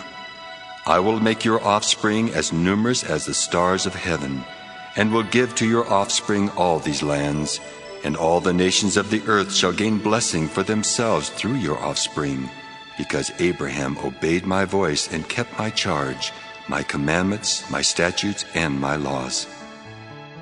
So Isaac settled in Gerar. When the men of the place asked him about his wife, he said, She is my sister. For he was afraid to say, my wife, thinking, Or else the men of the place might kill me for the sake of Rebekah, because she is attractive in appearance. When Isaac had been there a long time, King Abimelech of the Philistines looked out of a window and saw him fondling his wife Rebekah. So Abimelech called for Isaac and said, So she is your wife. Why then did you say she is my sister? Isaac said to him, Because I thought I might die because of her. Abimelech said, What is this you have done to us? One of the people might easily have lain with your wife, and you would have brought guilt upon us. So Abimelech warned all the people, saying, Whoever touches this man or his wife shall be put to death. Isaac sowed seed in that land, and in the same year reaped 100-fold. The Lord blessed him, and the man became rich. He prospered more and more until he became very wealthy. He had possessions of flocks and herds, and a great household, so that the Philistines envied him. Now the Philistines had stopped up and filled with earth all the wells that his father's servants had dug in the days of his father Abraham. And Abimelech said to Isaac, Go away from us! You have become too powerful for us. So Isaac departed from there and camped in the valley of Gerar and settled there. Isaac dug again the wells of water that had been dug in the days of his father Abraham. For the Philistines had stopped them up after the death of Abraham, and he gave them the names that his father had given them. But when Isaac's servants dug in the valley and found there a well of spring water, the herders of Gerar quarreled with Isaac's herders, saying, The water is ours. So he called the well Esek, because they contended with him. Then they dug another well, and they quarreled over that one also. So he called it Sitnah. He moved from there and dug another well, and they did not quarrel over it. So he called it Rehoboth, saying, Now the Lord has made room for us, and we shall be fruitful in the land. From there he went up to Beersheba, and that very night the Lord appeared to him and said, I am the God of your father Abraham. Do not be afraid, for I am with you and will bless you and make your offspring numerous for my servant Abraham's sake. So he built an altar there, called on the name of the Lord, and pitched his tent there. And there Isaac's servants dug a well. Then Abimelech went to him from Gerar with Ahuzzath his adviser, and Phicol the commander of his army. Isaac said to them, Why have you come to me, seeing that you hate me and have sent me away from you? They said, We see plainly that the Lord has been with you. So we say, let there be an oath between you and us, and let us make a covenant with you, so that you will do us no harm, just as we have not touched you, and have done to you nothing but good, and have sent you away in peace. You are now the blessed of the Lord. So he made them a feast, and they ate and drank. In the morning they rose early and exchanged oaths, and Isaac set them on their way, and they departed from him in peace. That same day Isaac's servants came and told him about the well that they had dug, and said to him, We have found water. He called it Shibah. Therefore the name of the city is Beersheba to this day. When Esau was 40 years old, he married Judith, daughter of Beeri the Hittite, and Basemath, daughter of Elon the Hittite, and they made life bitter for Isaac and Rebekah. Genesis 27. When Isaac was old and his eyes were dim so that he could not see, he called his elder son Esau and said to him, My son. And he answered, Here I am. He said, See, I am old. I do not know the day of my death. Now then, take your weapons, your quiver, and your bow, and go out to the field and hunt game for me. Then prepare for me savory food, such as I like, and bring it to me to eat, so that I may bless you before I die. Now Rebekah was listening when Isaac spoke to his son Esau.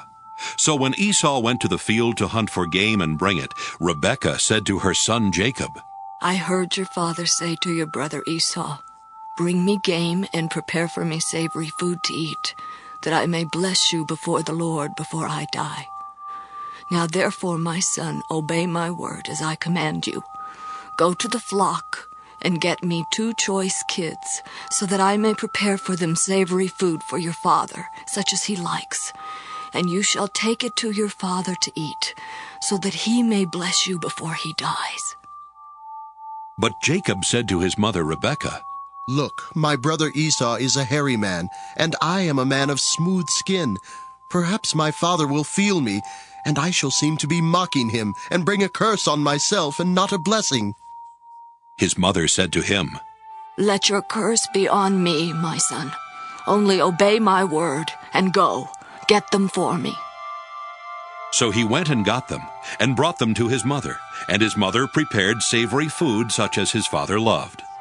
Then Rebekah took the best garments of her elder son Esau, which were with her in the house, and put them on her younger son Jacob.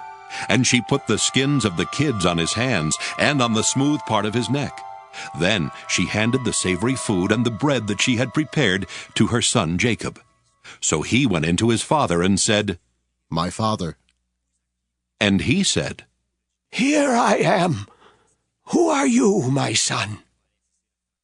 Jacob said to his father, I am Esau, your firstborn. I have done as you told me. Now sit up and eat of my game, so that you may bless me. But Isaac said to his son, How is it that you have found it so quickly, my son? He answered, Because the Lord your God granted me success. Then Isaac said to Jacob, Come near, that I may feel you, my son. to know whether you are really my son Esau or not."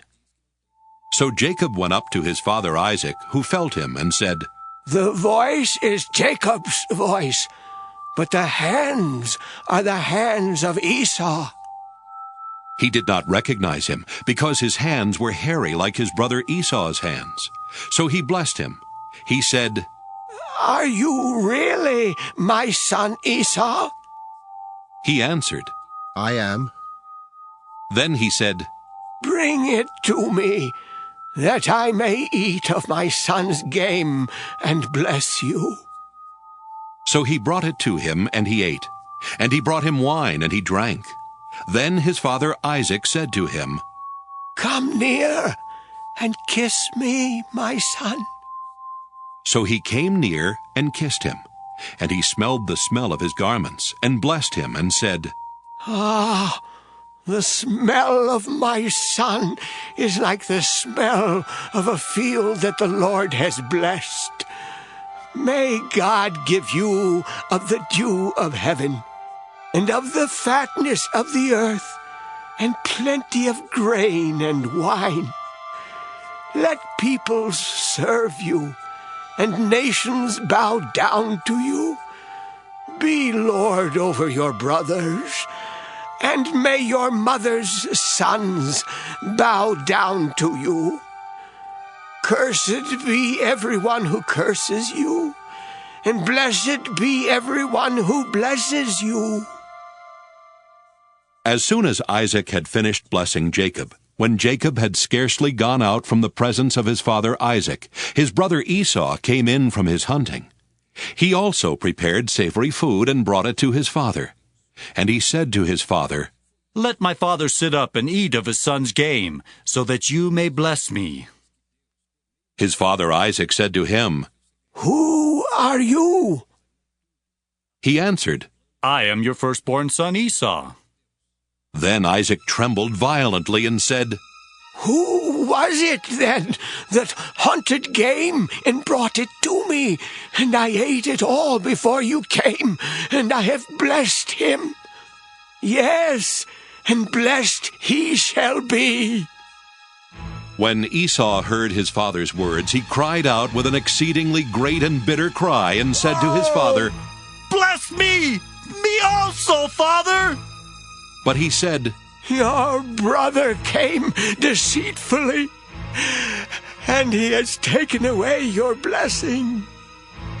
Esau said, "Is he not rightly named Jacob? For he has supplanted me these 2 times. He took away my birthright, and look, now he has taken away my blessing." Then he said, "Have you not reserved a blessing for me?" Isaac answered Esau, "I have already made him your lord, and I have given him all his brothers as servants, and with grain and wine I have sustained him. What then can I do for you, my son?" Esau said to his father, "Have you only one blessing, father? Bless me! Me also, father!" Oh! And Esau lifted up his voice and wept. Then his father Isaac answered him, "See, away from the fatness of the earth shall your home be, and away from the dew of heaven on high. By your sword you shall live, and you shall serve your brother. But when you break loose, you shall break his yoke from your neck." Now Esau hated Jacob, because of the blessing with which his father had blessed him. And Esau said to himself, "The days of mourning for my father are approaching. Then I will kill my brother Jacob." But the words of her elder son Esau were told to Rebekah. So she sent and called her younger son Jacob, and said to him, "Your brother Esau is consoling himself by planning to kill you. Now therefore, my son, obey my voice. Flee at once to my brother Laban in Haran, and stay with him a while, until your brother's fury turns away, until your brother's anger against you turns away, and he forgets what you have done to him. Then I will send and bring you back from there. Why should I lose both of you in one day? Then Rebekah said to Isaac, I am weary of my life because of the Hittite women. If Jacob marries one of the Hittite women, such as these, one of the women of the land, what good will my life be to me? Genesis 28. Then Isaac called Jacob and blessed him and charged him, You shall not marry one of the Canaanite women. Go at once to Paddan Aram, to the house of Bethuel, your mother's father, and take as wife from there one of the daughters of Laban, your mother's brother. May God Almighty bless you and make you fruitful and numerous, that you may become a company of peoples. May he give to you the blessing of Abraham, to you and to your offspring with you, so that you may take possession of the land where you now live as an alien, land that God gave to Abraham. Thus Isaac sent Jacob away, and he went to Paddan Aram, to Laban, son of Bethuel the Aramean, the brother of Rebekah, Jacob's and Esau's mother. Now Esau saw that Isaac had blessed Jacob, and sent him away to Paddan Aram to take a wife from there, and that as he blessed him, he charged him, You shall not marry one of the Canaanite women. And that Jacob had obeyed his father and his mother, and gone to Paddan Aram. So when Esau saw that the Canaanite women did not please his father Isaac, Esau went to Ishmael, and took Mahalath, daughter of Abraham's son Ishmael, and sister of Nebaioth, to be his wife in addition to the wives he had. Jacob left Beersheba, and went toward Haran. He came to a certain place, and stayed there for the night, because the sun had set. Taking one of the stones of the place, he put it under his head, and lay down in that place. And he dreamed that there was a ladder set up on the earth, the top of it reaching to heaven, and the angels of God were ascending and descending on it. And the Lord stood beside him and said, I am the Lord, the God of Abraham your father, and the God of Isaac. The land on which you lie I will give to you and to your offspring. And your offspring shall be like the dust of the earth, and you shall spread abroad to the west, and to the east, and to the north, and to the south. And all the families of the earth shall be blessed in you and in your offspring. Know that I am with you, and will keep you wherever you go, and will bring you back to this land. For I will not leave you until I have done what I have promised you. Then Jacob woke from his sleep, and said, Surely the Lord is in this place, and I did not know it. And he was afraid, and said, How awesome is this place! This is none other than the house of God, and this is the gate of heaven. So Jacob rose early in the morning, and he took the stone that he had put under his head, and set it up for a pillar, and poured oil on the top of it. He called that place Bethel, but the name of the city was Luz at the first. Then Jacob made a vow, saying, If God will be with me, and will keep me in this way that I go, and will give me bread to eat and clothing to wear, so that I come again to my father's house in peace, then the Lord shall be my God, and this stone which I have set up for a pillar shall be God's house. And of all that you give me, I will surely give 1/10 to you. Genesis 29. Then Jacob went on his journey, and came to the land of the people of the east. As he looked, he saw a well in the field, and 3 flocks of sheep lying there beside it. For out of that well the flocks were watered. The stone on the well's mouth was large, and when all the flocks were gathered there, the shepherds would roll the stone from the mouth of the well, and water the sheep, and put the stone back in its place on the mouth of the well. Jacob said to them, My brothers, where do you come from? They said, We are from Haran. He said to them, Do you know Laban, son of Nahor? They said, We do. He said to them, Is it well with him? Yes, they replied. And here is his daughter Rachel coming with the sheep. He said, Look, it is still broad daylight. It is not time for the animals to be gathered together. Water the sheep, and go, pasture them. But they said, We cannot until all the flocks are gathered together and the stone is rolled from the mouth of the well. Then we water the sheep. While he was still speaking with them, Rachel came with her father's sheep, for she kept them. Now when Jacob saw Rachel, the daughter of his mother's brother Laban, and the sheep of his mother's brother Laban, Jacob went up and rolled the stone from the well's mouth and watered the flock of his mother's brother Laban. Then Jacob kissed Rachel and wept aloud. And Jacob told Rachel that he was her father's kinsman, and that he was Rebekah's son. And she ran and told her father. When Laban heard the news about his sister's son Jacob, he ran to meet him. He embraced him and kissed him, and brought him to his house. Jacob told Laban all these things, and Laban said to him, Surely you are my bone and my flesh. And he stayed with him a month. Then Laban said to Jacob, Because you are my kinsman, should you therefore serve me for nothing? Tell me, what shall your wages be? Now Laban had 2 daughters. The name of the elder was Leah, and the name of the younger was Rachel. Leah's eyes were lovely, and Rachel was graceful and beautiful.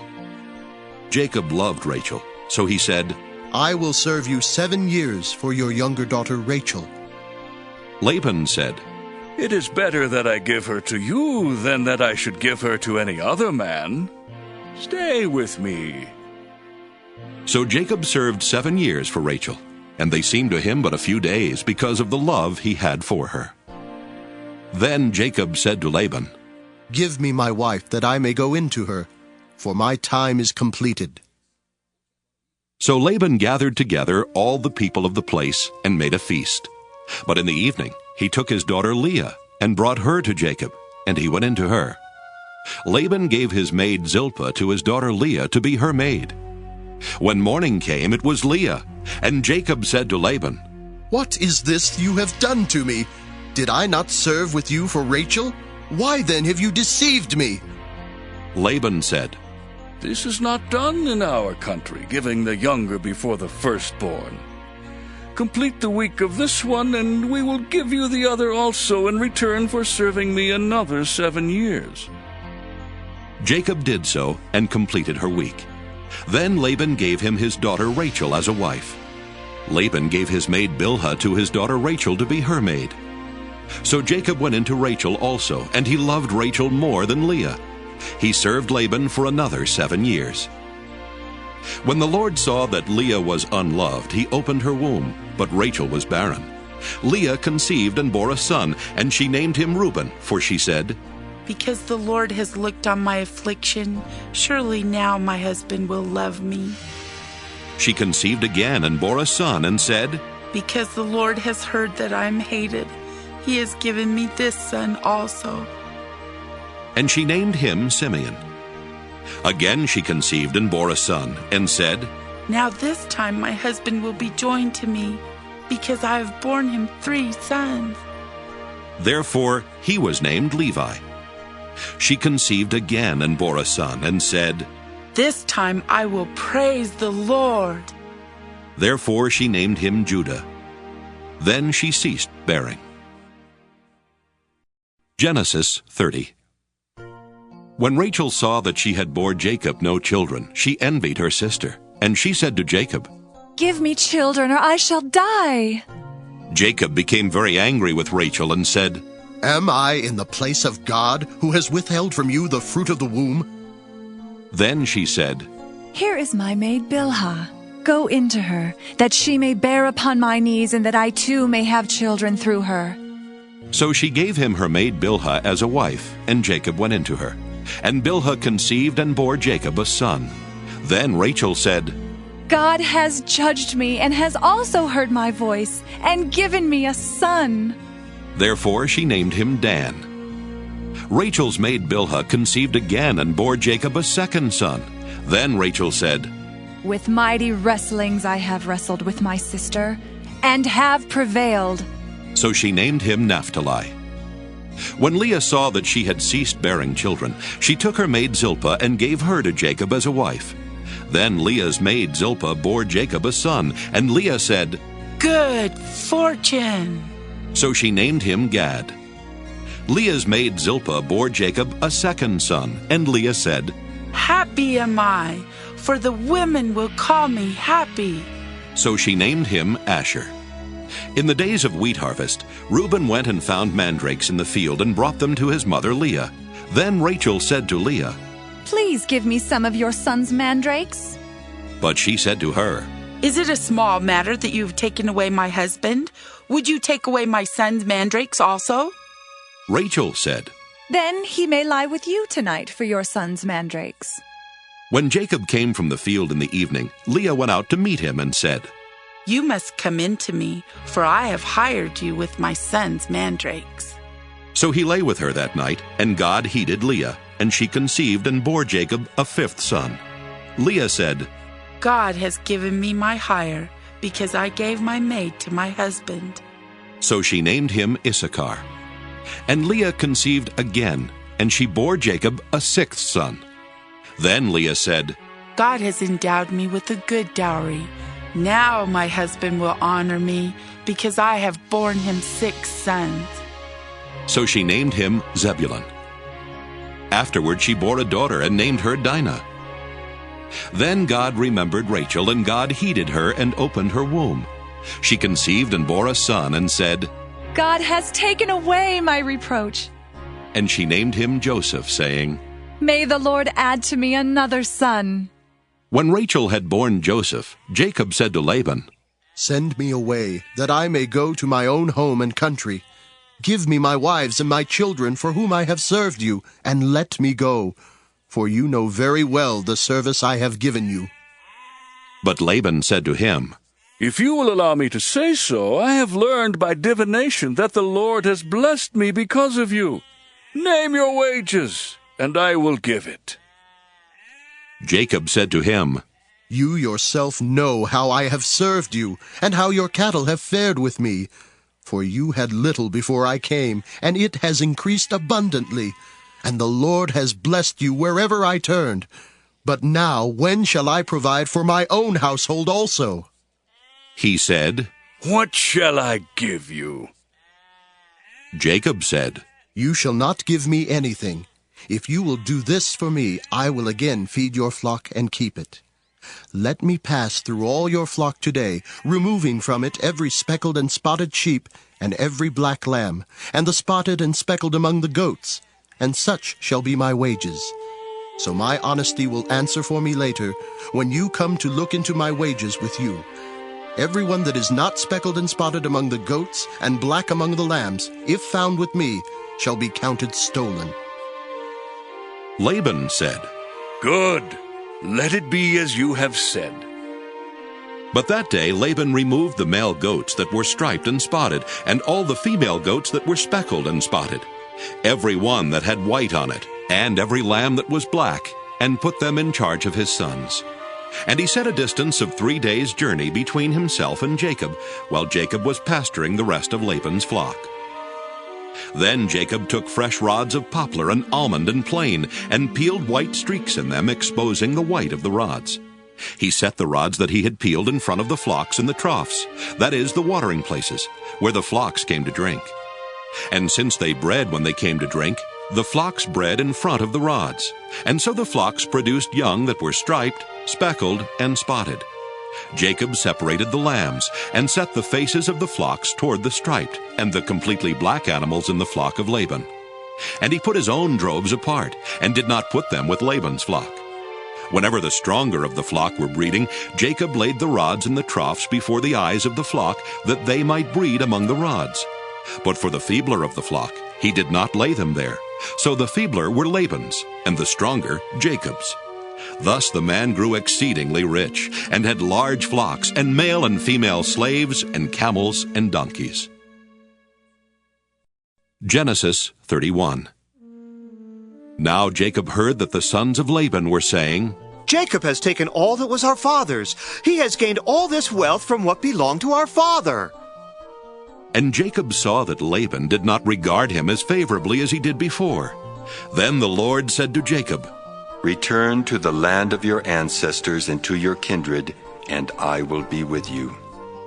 So Jacob sent and called Rachel and Leah into the field where his flock was, and said to them, I see that your father does not regard me as favorably as he did before, but the God of my father has been with me. You know that I have served your father with all my strength, yet your father has cheated me and changed my wages 10 times, but God did not permit him to harm me. If he said, the speckled shall be your wages, then all the flock bore speckled. And if he said, the striped shall be your wages, then all the flock bore striped. Thus God has taken away the livestock of your father and given them to me.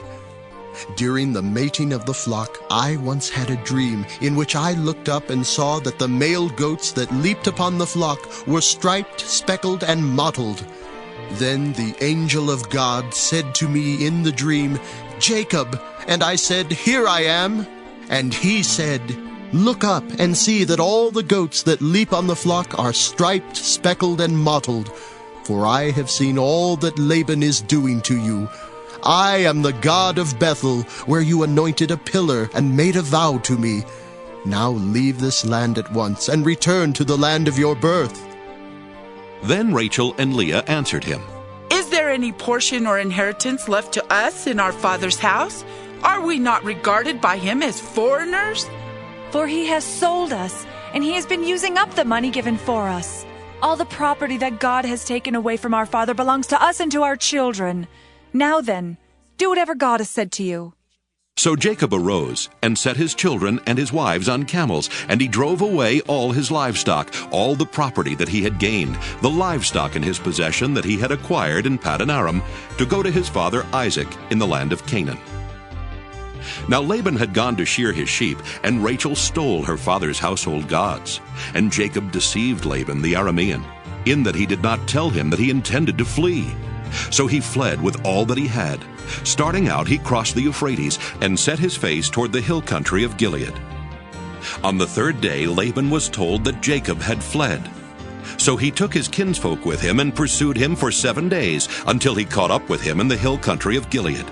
But God came to Laban the Aramean in a dream by night and said to him, Take heed that you say not a word to Jacob, either good or bad. Laban overtook Jacob.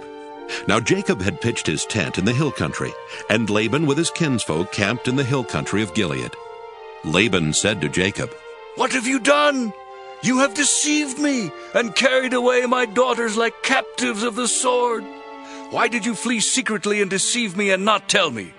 I would have sent you away with mirth and songs, with tambourine and lyre. And why did you not permit me to kiss my sons and my daughters farewell? What you have done is foolish. It is in my power to do you harm. But the God of your father spoke to me last night, saying, Take heed that you speak to Jacob neither good nor bad. Even though you had to go because you longed greatly for your father's house, why did you steal my gods? Jacob answered Laban, Because I was afraid, for I thought that you would take your daughters from me by force. But anyone with whom you find your gods shall not live. In the presence of our kinsfolk, point out what I have that is yours, and take it. Now Jacob did not know that Rachel had stolen the gods. So Laban went into Jacob's tent, and into Leah's tent, and into the tent of the 2 maids, but he did not find them. And he went out of Leah's tent and entered Rachel's. Now Rachel had taken the household gods and put them in the camel's saddle and sat on them. Laban felt all about in the tent, but did not find them. And she said to her father, Let not my lord be angry that I cannot rise before you, for the way of women is upon me. So he searched, but did not find the household gods. Then Jacob became angry and upbraided Laban. Jacob said to Laban, What is my offense? What is my sin that you have hotly pursued me? Although you have felt about through all my goods, what have you found of all your household goods? Set it here before my kinsfolk and your kinsfolk, so that they may decide between us two. These 20 years I have been with you. Your ewes and your female goats have not miscarried, and I have not eaten the rams of your flocks. That which was torn by wild beasts I did not bring to you. I bore the loss of it myself. Of my hand you required it, whether stolen by day or stolen by night. It was like this with me. By day the heat consumed me, and the cold by night, and my sleep fled from my eyes. These 20 years I have been in your house. I served you 14 years for your 2 daughters, and 6 years for your flock, and you have changed my wages 10 times.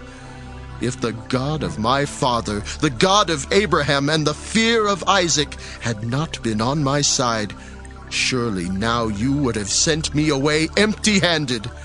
God saw my affliction and the labor of my hands, and rebuked you last night."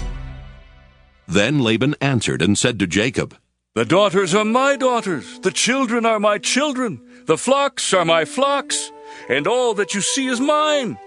But what can I do today about these daughters of mine, or about their children whom they have borne? Come now, let us make a covenant, you and I, and let it be a witness between you and me." So Jacob took a stone and set it up as a pillar. And Jacob said to his kinsfolk, "Gather stones." And they took stones and made a heap, and they ate there by the heap. Laban called it Jegar-sahadutha, but Jacob called it Galeed. Laban said, "This heap is a witness between you and me today." Therefore he called it Galeed, and the pillar Mizpah, for he said, "The Lord watch between you and me when we are absent one from the other. If you ill-treat my daughters, or if you take wives in addition to my daughters, though no one else is with us, remember that God is witness between you and me." Then Laban said to Jacob, "See this heap, and see the pillar which I have set between you and me. This heap is a witness, and the pillar is a witness, that I will not pass beyond this heap to you, and you will not pass beyond this heap and this pillar to me for harm. May the God of Abraham and the God of Nahor, the God of their father, judge between us." So Jacob swore by the fear of his father Isaac, and Jacob offered a sacrifice on the height, and called his kinsfolk to eat bread. And they ate bread and tarried all night in the hill country. Early in the morning, Laban rose up and kissed his grandchildren and his daughters and blessed them. Then he departed and returned home. Genesis 32. Jacob went on his way, and the angels of God met him, and when Jacob saw them, he said, "This is God's camp." So he called that place Mahanaim. Jacob sent messengers before him to his brother Esau in the land of Seir, the country of Edom, instructing them, "Thus you shall say to my lord Esau, Thus says your servant Jacob, I have lived with Laban as an alien, and stayed until now, and I have oxen, donkeys, flocks, male and female slaves, and I have sent to tell my lord, in order that I may find favor in your sight." The messengers returned to Jacob, saying, "We came to your brother Esau, and he is coming to meet you, and 400 men are with him."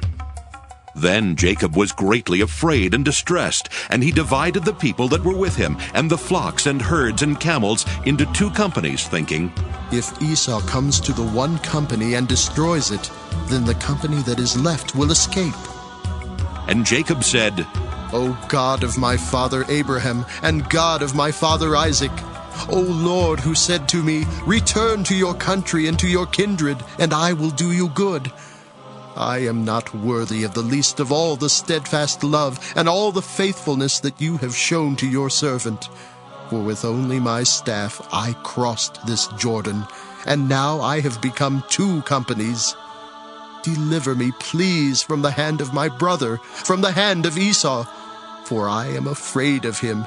He may come and kill us all, the mothers with the children. Yet you have said, I will surely do you good, and make your offspring as the sand of the sea, which cannot be counted because of their number." So he spent that night there, and from what he had with him, he took a present for his brother Esau, 200 female goats and 20 male goats, 200 ewes and 20 rams, 30 milch camels and their colts, 40 cows and 10 bulls, 20 female donkeys and 10 male donkeys. These he delivered into the hand of his servants, every drove by itself, and said to his servants, "Pass on ahead of me, and put a space between drove and drove." He instructed the foremost. When Esau my brother meets you and asks you, "To whom do you belong? Where are you going? And whose are these ahead of you?" Then you shall say, "They belong to your servant Jacob. They are a present sent to my lord Esau, and moreover he is behind us." He likewise instructed the second and the third and all who followed the droves.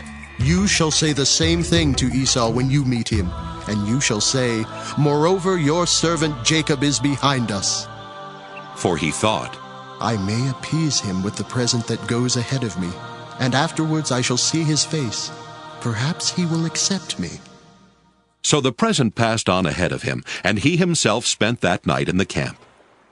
The same night he got up and took his 2 wives, his 2 maids, and his 11 children, and crossed the ford of the Jabbok. He took them and sent them across the stream, and likewise everything that he had. Jacob was left alone, and a man wrestled with him until daybreak. When the man saw that he did not prevail against Jacob, he struck him on the hip socket, and Jacob's hip was put out of joint as he wrestled with him. Then he said, "Let me go, for the day is breaking." But Jacob said, I will not let you go unless you bless me. So he said to him, "What is your name?" And he said, Jacob. Then the man said, "You shall no longer be called Jacob, but Israel, for you have striven with God and with humans and have prevailed." Then Jacob asked him, Please, tell me your name. But he said, "Why is it that you ask my name?" And there he blessed him. So Jacob called the place Peniel, saying, For I have seen God face to face, and yet my life is preserved. The sun rose upon him as he passed Peniel, limping because of his hip. Therefore to this day the Israelites do not eat the thigh muscle that is on the hip socket, because he struck Jacob on the hip socket at the thigh muscle.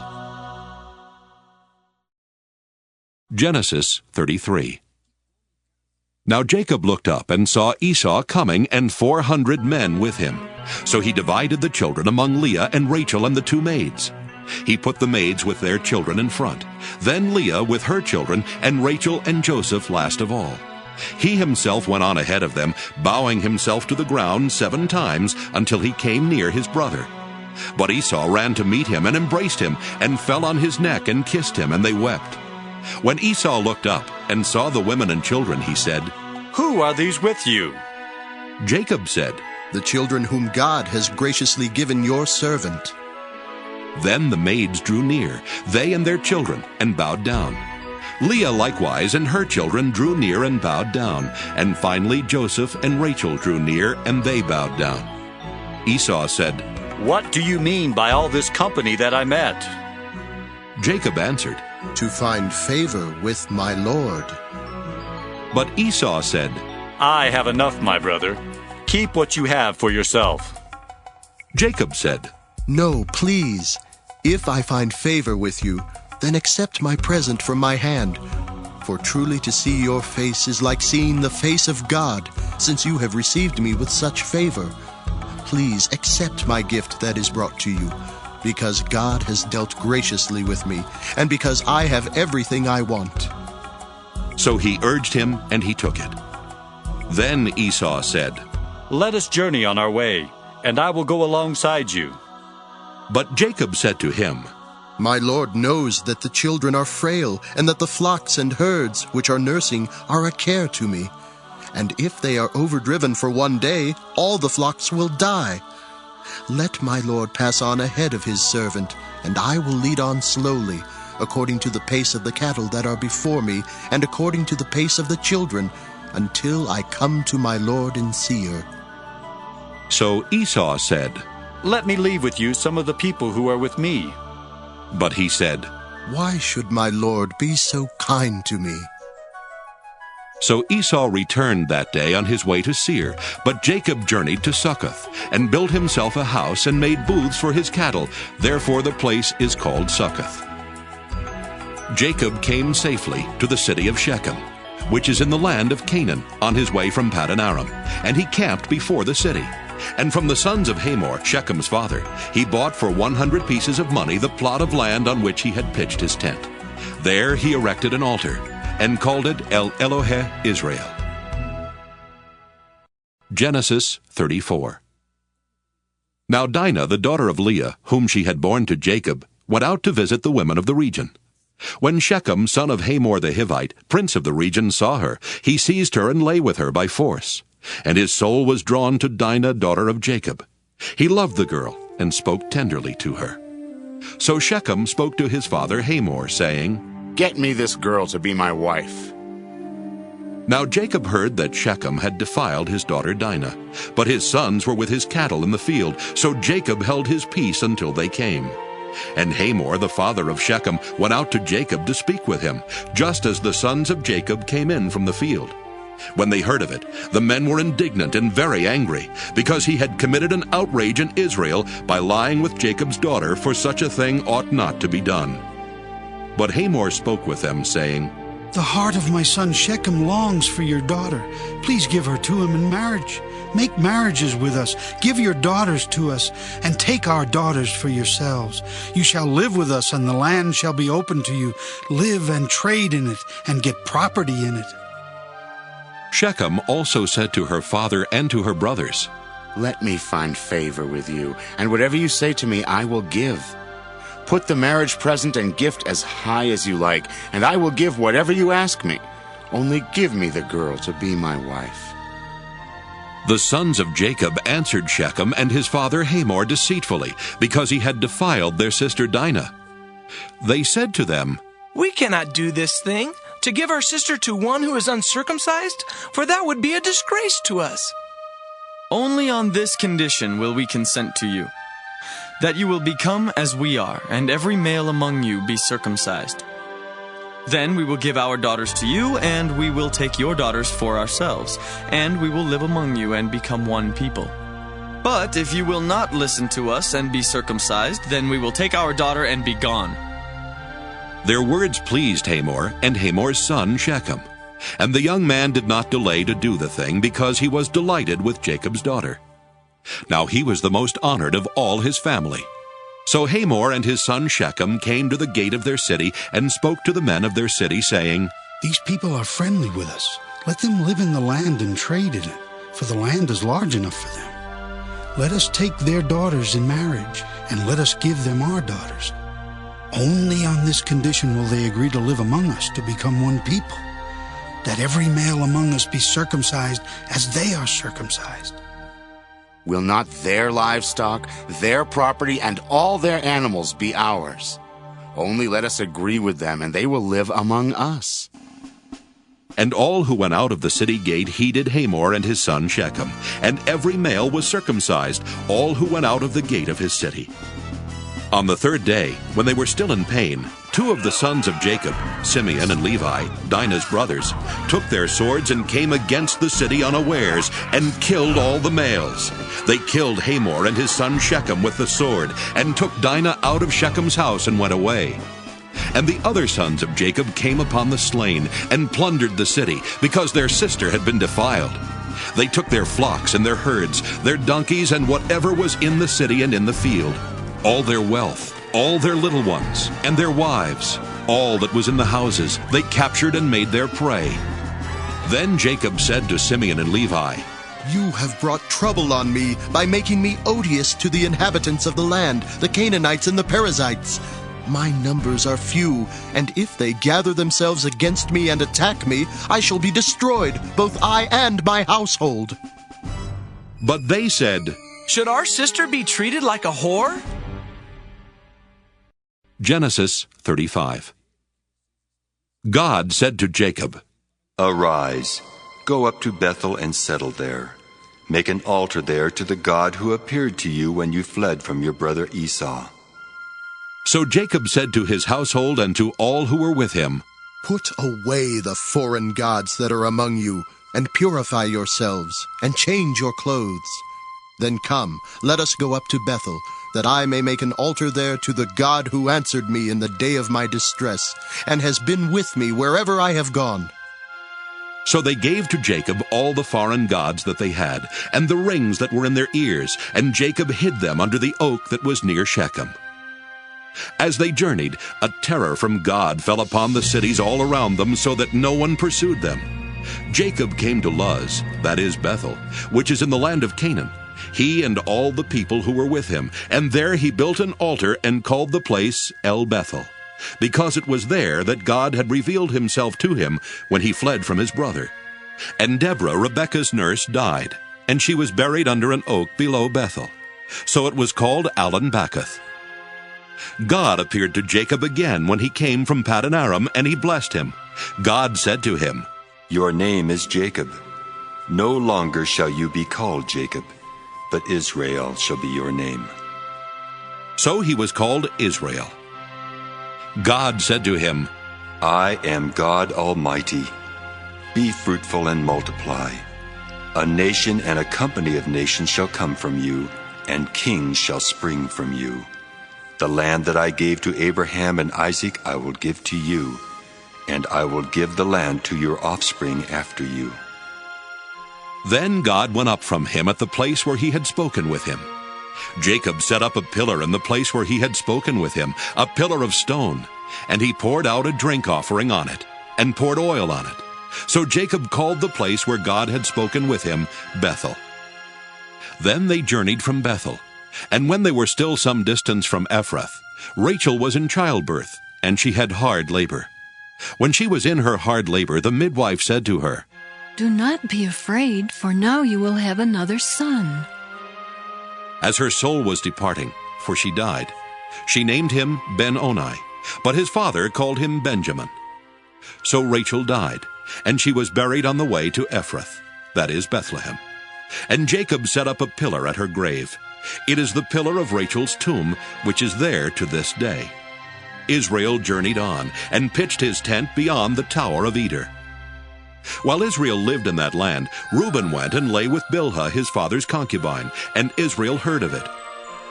Now the sons of Jacob were 12. The sons of Leah, Reuben, Jacob's firstborn, Simeon, Levi, Judah, Issachar, and Zebulun. The sons of Rachel, Joseph and Benjamin. The sons of Bilhah, Rachel's maid, Dan and Naphtali. The sons of Zilpah, Leah's maid, Gad and Asher. These were the sons of Jacob who were born to him in Paddan Aram. Jacob came to his father Isaac at Mamre, or Kiriath Arba, that is Hebron, where Abraham and Isaac had resided as aliens. Now the days of Isaac were 180 years, and Isaac breathed his last. He died and was gathered to his people, old and full of days, and his sons Esau and Jacob buried him. Genesis 36. These are the descendants of Esau, that is Edom. Esau took his wives from the Canaanites, Adah, daughter of Elon the Hittite, Oholibamah, daughter of Anah, son of Zibeon the Hivite, and Basemath, Ishmael's daughter, sister of Nebaioth. Adah bore Eliphaz to Esau. Basemath bore Reuel, and Oholibamah bore Jeush, Jalam, and Korah. These are the sons of Esau, who were born to him in the land of Canaan. Then Esau took his wives, his sons, his daughters, and all the members of his household, his cattle, all his livestock, and all the property he had acquired in the land of Canaan, and he moved to a land some distance from his brother Jacob. For their possessions were too great for them to live together. The land where they were staying could not support them because of their livestock. So Esau settled in the hill country of Seir. Esau is Edom. These are the descendants of Esau, ancestor of the Edomites, in the hill country of Seir. These are the names of Esau's sons: Eliphaz, son of Adah, the wife of Esau; Reuel, the son of Esau's wife Basemath. The sons of Eliphaz were Teman, Omar, Zepho, Gatam, and Kenaz. Timnah was a concubine of Eliphaz, Esau's son. She bore Amalek to Eliphaz. These were the sons of Adah, Esau's wife. These were the sons of Reuel: Nahath, Zerah, Shammah, and Mizah. These were the sons of Esau's wife Basemath. These were the sons of Esau's wife Oholibamah, daughter of Anah, son of Zibeon. She bore to Esau Jeush, Jalem, and Korah. These are the clans of the sons of Esau, the sons of Eliphaz, the firstborn of Esau, the clans Teman, Omar, Zepho, Kenaz, Korah, Gatam, and Amalek. These are the clans of Eliphaz in the land of Edom. They are the sons of Adah. These are the sons of Esau's son Reuel, the clans Nahath, Zerah, Shammah, and Mizah. These are the clans of Reuel in the land of Edom. They are the sons of Esau's wife Basemath. These are the sons of Esau's wife Oholibamah, the clans Jeush, Jalem, and Korah. These are the clans born of Esau's wife Oholibamah, the daughter of Anah. These are the sons of Esau, that is Edom, and these are their clans. These are the sons of Seir the Horite, the inhabitants of the land: Lotan, Shobal, Zibeon, Anah, Dishon, Ezer, and Dishan. These are the clans of the Horites, the sons of Seir in the land of Edom. The sons of Lotan were Hori and Heman, and Lotan's sister was Timnah. These are the sons of Shobal: Alvan, Manahath, Ebal, Shepho, and Onam. These are the sons of Zibeon: Ea and Anah. He is the Anah who found the springs in the wilderness as he pastured the donkeys of his father Zibeon. These are the children of Anah: Dishon and Oholibamah, daughter of Anah. These are the sons of Dishon: Hemdan, Eshban, Ithran, and Kiran. These are the sons of Ezer: Bilhan, Zaavan, and Akan. These are the sons of Dishan: Uz and Aran. These are the clans of the Horites, the clans Lotan, Shobal, Zibeon, Anah, Dishon, Ezer, and Dishan.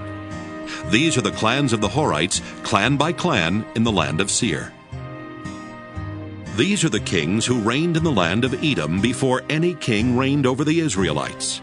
Bela, son of Beor, reigned in Edom, the name of his city being Dinhabah. Bela died, and Jobab, son of Zerah of Bozrah, succeeded him as king. Jobab died, and Husham of the land of the Temanites succeeded him as king. Husham died, and Hadad, son of Bedad, who defeated Midian in the country of Moab, succeeded him as king, the name of his city being Avith. Hadad died, and Samlah of Masrekah succeeded him as king. Samlah died, and Shaul of Rehoboth on the Euphrates succeeded him as king. Shaul died, and Baal-Hanan, son of Akbor, succeeded him as king. Baal-Hanan, son of Akbor, died, and Hadar succeeded him as king, the name of his city being Pau. His wife's name was Mehetabel, the daughter of Matred, daughter of Mezahab. These are the names of the clans of Esau, according to their families and their localities by their names: the clans Timnah, Alva, Jetheth, Oholibamah, Elah, Pinon, Kenaz, Teman, Mibzar, Magdiel, and Iram. These are the clans of Edom, that is Esau, the father of Edom, according to their settlements in the land that they held. Genesis 37. Jacob settled in the land where his father had lived as an alien, the land of Canaan. This is the story of the family of Jacob. Joseph, being 17 years old, was shepherding the flock with his brothers. He was a helper to the sons of Bilhah and Zilpah, his father's wives. And Joseph brought a bad report of them to their father. Now Israel loved Joseph more than any other of his children, because he was the son of his old age. And he had made him a long robe with sleeves. But when his brothers saw that their father loved him more than all his brothers, they hated him, and could not speak peaceably to him. Once Joseph had a dream, and when he told it to his brothers, they hated him even more. He said to them, "Listen to this dream that I dreamed. There we were, binding sheaves in the field. Suddenly my sheaf rose and stood upright. Then your sheaves gathered around it and bowed down to my sheaf." His brothers said to him, "Are you indeed to reign over us? Are you indeed to have dominion over us?" So they hated him even more because of his dreams and his words. He had another dream and told it to his brothers, saying, "Look, I have had another dream. The sun, the moon, and 11 stars were bowing down to me. But when he told it to his father and to his brothers, his father rebuked him and said to him, What kind of dream is this that you have had? Shall we indeed come, I and your mother and your brothers, and bow to the ground before you? So his brothers were jealous of him, but his father kept the matter in mind. Now his brothers went to pasture their father's flock near Shechem, and Israel said to Joseph, Are not your brothers pasturing the flock at Shechem? Come, I will send you to them. He answered, Here I am. So he said to him, Go now, see if it is well with your brothers and with the flock, and bring word back to me. So he sent him from the valley of Hebron. He came to Shechem, and a man found him wandering in the fields. The man asked him, What are you seeking? I am seeking my brothers, he said. Tell me, please, where are they pasturing the flock? The man said, They have gone away, for I have heard them say, Let us go to Dothan. So Joseph went after his brothers and found them at Dothan. They saw him from a distance, and before he came near to them, they conspired to kill him. They said to one another, Here comes this dreamer. Come now, let us kill him and throw him into one of the pits. Then we shall say that a wild animal has devoured him. And we shall see what will become of his dreams. But when Reuben heard it, he delivered him out of their hands, saying, Let us not take his life. Reuben said to them, Shed no blood. Throw him into this pit here in the wilderness, but lay no hand on him. that he might rescue him out of their hand and restore him to his father. So when Joseph came to his brothers, they stripped him of his robe, the long robe with sleeves that he wore, and they took him and threw him into a pit. The pit was empty, there was no water in it. Then they sat down to eat, and looking up they saw a caravan of Ishmaelites coming from Gilead, with their camels carrying gum, balm, and resin, on their way to carry it down to Egypt. Then Judah said to his brothers, What profit is it if we kill our brother and conceal his blood? Come, let us sell him to the Ishmaelites and not lay our hands on him, for he is our brother, our own flesh. And his brothers agreed. When some Midianite traders passed by, they drew Joseph up, lifting him out of the pit, and sold him to the Ishmaelites for 20 pieces of silver. And they took Joseph to Egypt. When Reuben returned to the pit and saw that Joseph was not in the pit, he tore his clothes. He returned to his brothers and said, The boy is gone, and where can I turn? Then they took Joseph's robe, slaughtered a goat, and dipped the robe in the blood. They had the long robe with sleeves taken to their father, and they said, This we have found. See now whether it is your son's robe or not. He recognized it and said, It is my son's robe. A wild animal has devoured him. Joseph is without doubt torn to pieces. Then Jacob tore his garments and put sackcloth on his loins, and mourned for his son many days. All his sons and all his daughters sought to comfort him, but he refused to be comforted and said, No, I shall go down to Sheol to my son, mourning. Thus his father bewailed him. Meanwhile, the Midianites had sold him in Egypt to Potiphar, one of Pharaoh's officials, the captain of the guard.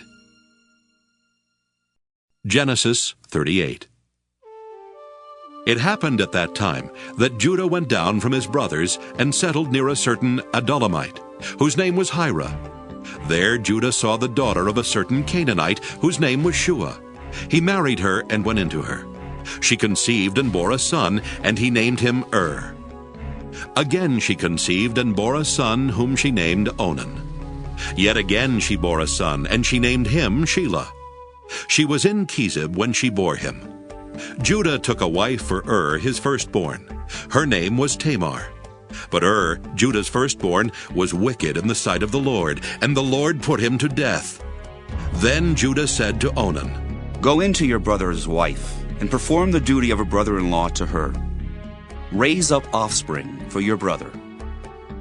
But since Onan knew that the offspring would not be his, he spilled his semen on the ground whenever he went into his brother's wife, so that he would not give offspring to his brother.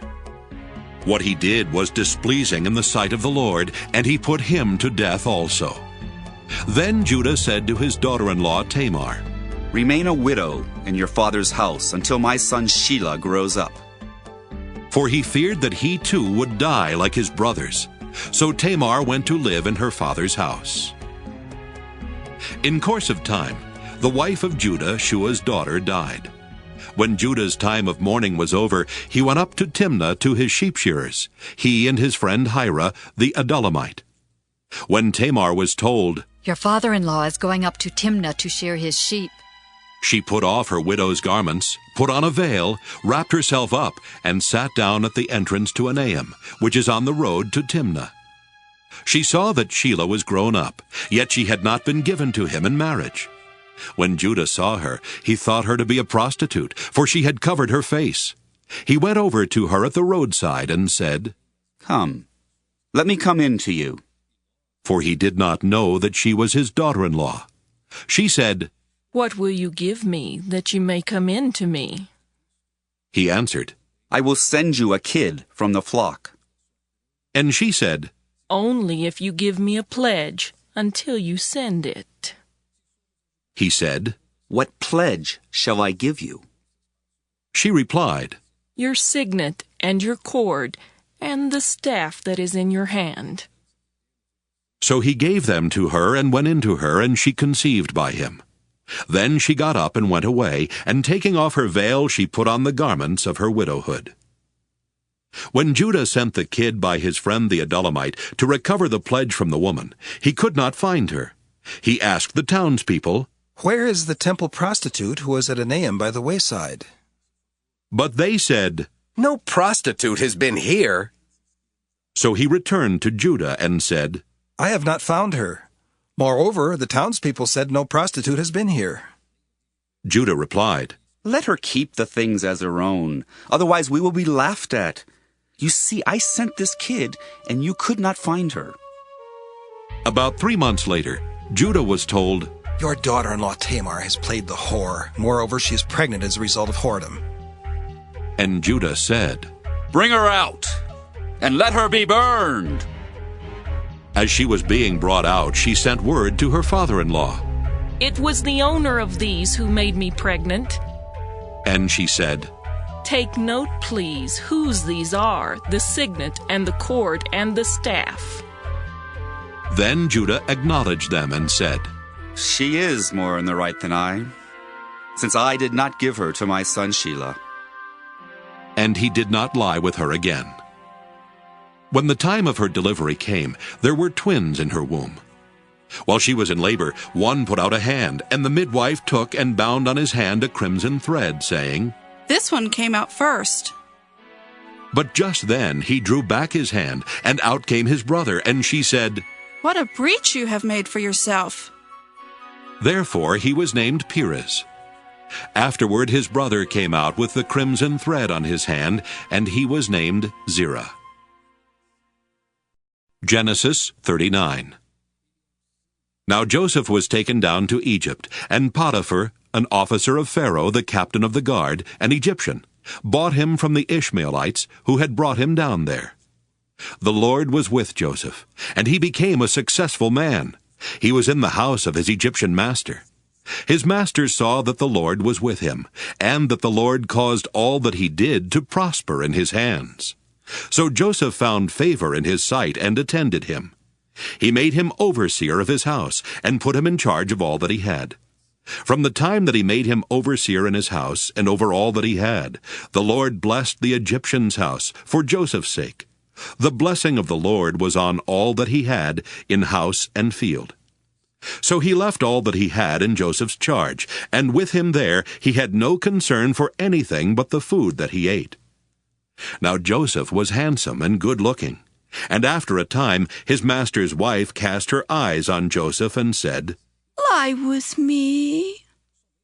But he refused, and said to his master's wife, Look, with me here, my master has no concern about anything in the house, and he has put everything that he has in my hand. He is not greater in this house than I am, nor has he kept back anything from me except yourself, because you are his wife.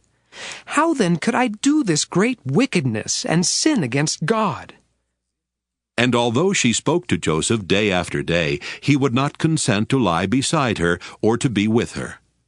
One day, however, when he went into the house to do his work, and while no one else was in the house, she caught hold of his garment, saying, "Lie with me." But he left his garment in her hand, and fled and ran outside. When she saw that he had left his garment in her hand and had fled outside, she called out to the members of her household and said to them, "See, my husband has brought among us a Hebrew to insult us. He came into me to lie with me, and I cried out with a loud voice. And when he heard me raise my voice and cry out, he left his garment beside me and fled outside." Then she kept his garment by her until his master came home, and she told him the same story, saying, "The Hebrew servant whom you have brought among us came into me to insult me. But as soon as I raised my voice and cried out, he left his garment beside me and fled outside." When his master heard the words that his wife spoke to him, saying, "This is the way your servant treated me," he became enraged. And Joseph's master took him and put him into the prison, the place where the king's prisoners were confined. He remained there in prison.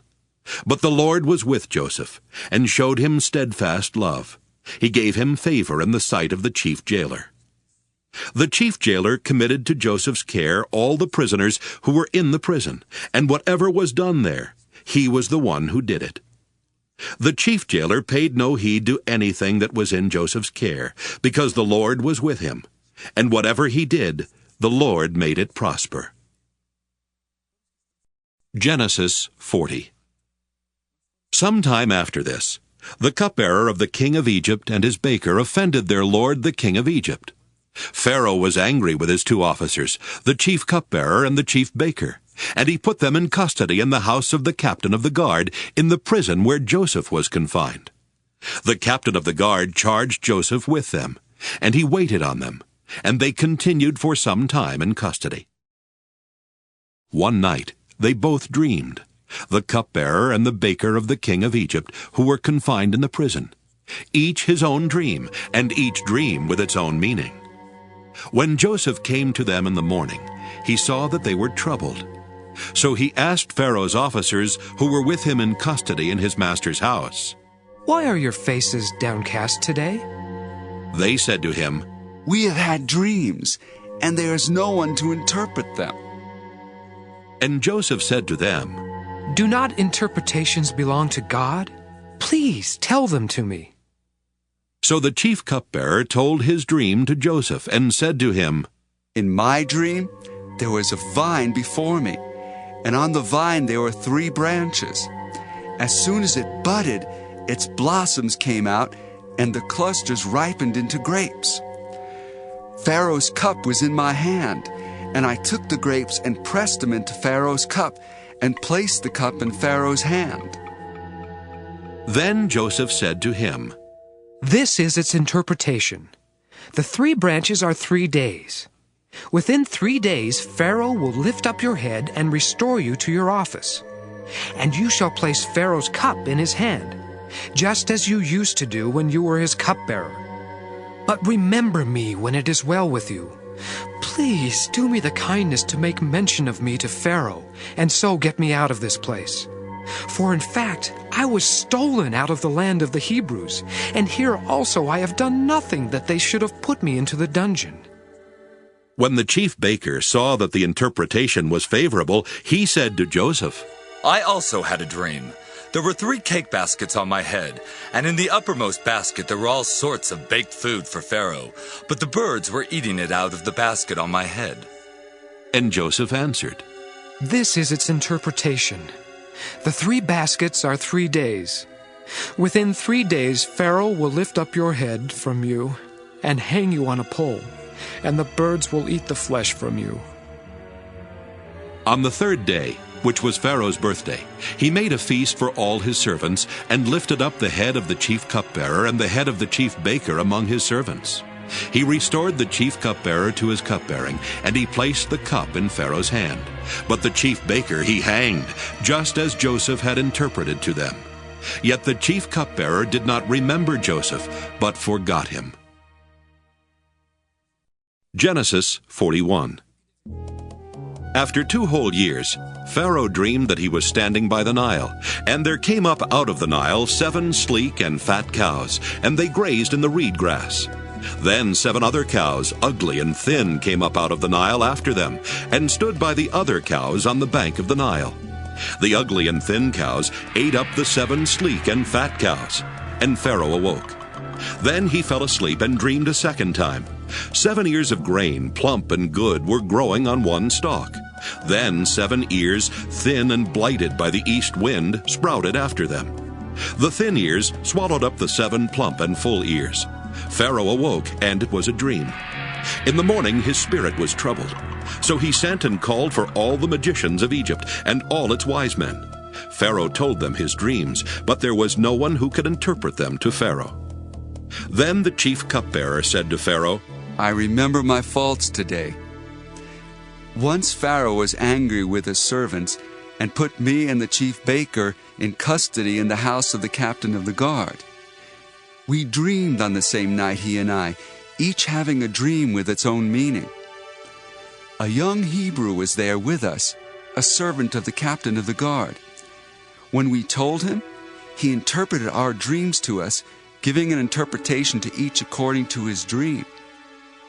As he interpreted to us, so it turned out.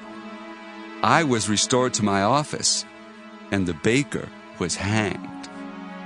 Then Pharaoh sent for Joseph, and he was hurriedly brought out of the dungeon. When he had shaved himself and changed his clothes, he came in before Pharaoh. And Pharaoh said to Joseph, I have had a dream, and there is no one who can interpret it. I have heard it said of you that when you hear a dream, you can interpret it. Joseph answered Pharaoh, It is not I. God will give Pharaoh a favorable answer. Then Pharaoh said to Joseph, In my dream I was standing on the banks of the Nile, and 7 cows, fat and sleek, came up out of the Nile and fed in the reed grass. Then 7 other cows came up after them, poor, very ugly, and thin. Never had I seen such ugly ones in all of the land of Egypt. The thin and ugly cows ate up the first 7 fat cows, but when they had eaten them, no one would have known that they had done so, for they were still as ugly as before. Then I awoke. I fell asleep a second time, and I saw in my dream 7 ears of grain, full and good, growing on one stalk, and 7 ears withered, thin, and blighted by the east wind, sprouting after them. And the thin ears swallowed up the 7 good ears. But when I told it to the magicians, there was no one who could explain it to me. Then Joseph said to Pharaoh, Pharaoh's dreams are one and the same. God has revealed to Pharaoh what he is about to do. The 7 good cows are 7 years, and the 7 good ears are 7 years. The dreams are one. The 7 lean and ugly cows that came up after them are 7 years, as are the 7 empty ears blighted by the east wind. They are 7 years of famine. It is as I told Pharaoh. God has shown to Pharaoh what he is about to do. There will come 7 years of great plenty throughout all the land of Egypt. After them there will arise 7 years of famine, and all the plenty will be forgotten in the land of Egypt. The famine will consume the land. The plenty will no longer be known in the land because of the famine that will follow, for it will be very grievous. And the doubling of Pharaoh's dream means that the thing is fixed by God, and God will shortly bring it about. Now, therefore, let Pharaoh select a man who is discerning and wise, and set him over the land of Egypt. Let Pharaoh proceed to appoint overseers over the land, and take 1/5 of the produce of the land of Egypt during the 7 plenteous years. Let them gather all the food of these good years that are coming, and lay up grain under the authority of Pharaoh for food in the cities, and let them keep it. That food shall be a reserve for the land against the 7 years of famine that are to befall the land of Egypt, so that the land may not perish through the famine. The proposal pleased Pharaoh and all his servants. Pharaoh said to his servants, "Can we find anyone else like this, one in whom is the Spirit of God?" So Pharaoh said to Joseph, "Since God has shown you all this, there is no one so discerning and wise as you. You shall be over my house, and all my people shall order themselves as you command. Only with regard to the throne will I be greater than you." And Pharaoh said to Joseph, "See, I have set you over all the land of Egypt." Removing his signet ring from his hand, Pharaoh put it on Joseph's hand. He arrayed him in garments of fine linen and put a gold chain around his neck. He had him ride in the chariot of his second in command, and they cried out in front of him, "Bow the knee." Thus he set him over all the land of Egypt. Moreover, Pharaoh said to Joseph, "I am Pharaoh, and without your consent no one shall lift up hand or foot in all the land of Egypt." Pharaoh gave Joseph the name Zaphenath-Paneah, and he gave him Asenath, daughter of Potipherah, priest of On, as his wife. Thus Joseph gained authority over the land of Egypt. Joseph was 30 years old when he entered the service of Pharaoh, king of Egypt. And Joseph went out from the presence of Pharaoh and went through all the land of Egypt. During the 7 plenteous years, the earth produced abundantly. He gathered up all the food of the 7 years when there was plenty in the land of Egypt, and stored up food in the cities. He stored up in every city the food from the fields around it. So Joseph stored up grain in such abundance, like the sand of the sea, that he stopped measuring it. It was beyond measure. Before the years of famine came, Joseph had 2 sons, whom Asenath, daughter of Potipherah, priest of On, bore to him. Joseph named the firstborn Manasseh, for he said, "God has made me forget all my hardship and all my father's house." The second he named Ephraim, "For God has made me fruitful in the land of my misfortunes." The 7 years of plenty that prevailed in the land of Egypt came to an end, and the 7 years of famine began to come, just as Joseph had said. There was famine in every country, but throughout the land of Egypt there was bread. When all the land of Egypt was famished, the people cried to Pharaoh for bread. Pharaoh said to all the Egyptians, "Go to Joseph. What he says to you, do." And since the famine had spread over all the land, Joseph opened all the storehouses and sold to the Egyptians, for the famine was severe in the land of Egypt. Moreover, all the world came to Joseph in Egypt to buy grain, because the famine became severe throughout the world. Genesis 42. When Jacob learned that there was grain in Egypt, he said to his sons, "Why do you keep looking at one another? I have heard," he said, "that there is grain in Egypt.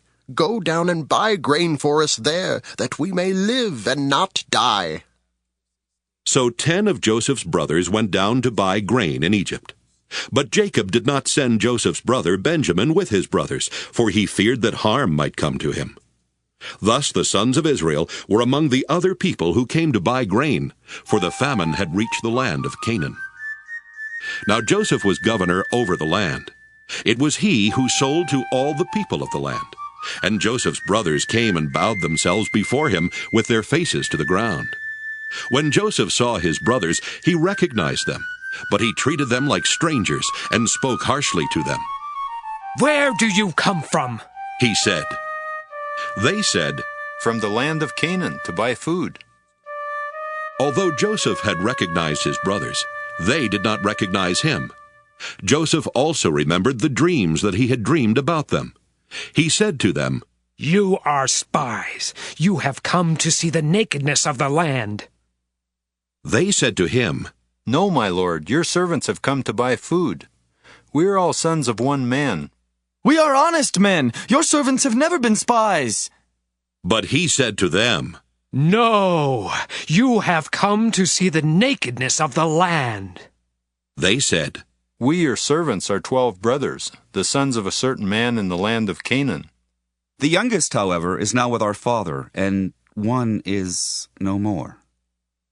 But Joseph said to them, "It is just as I have said to you. You are spies.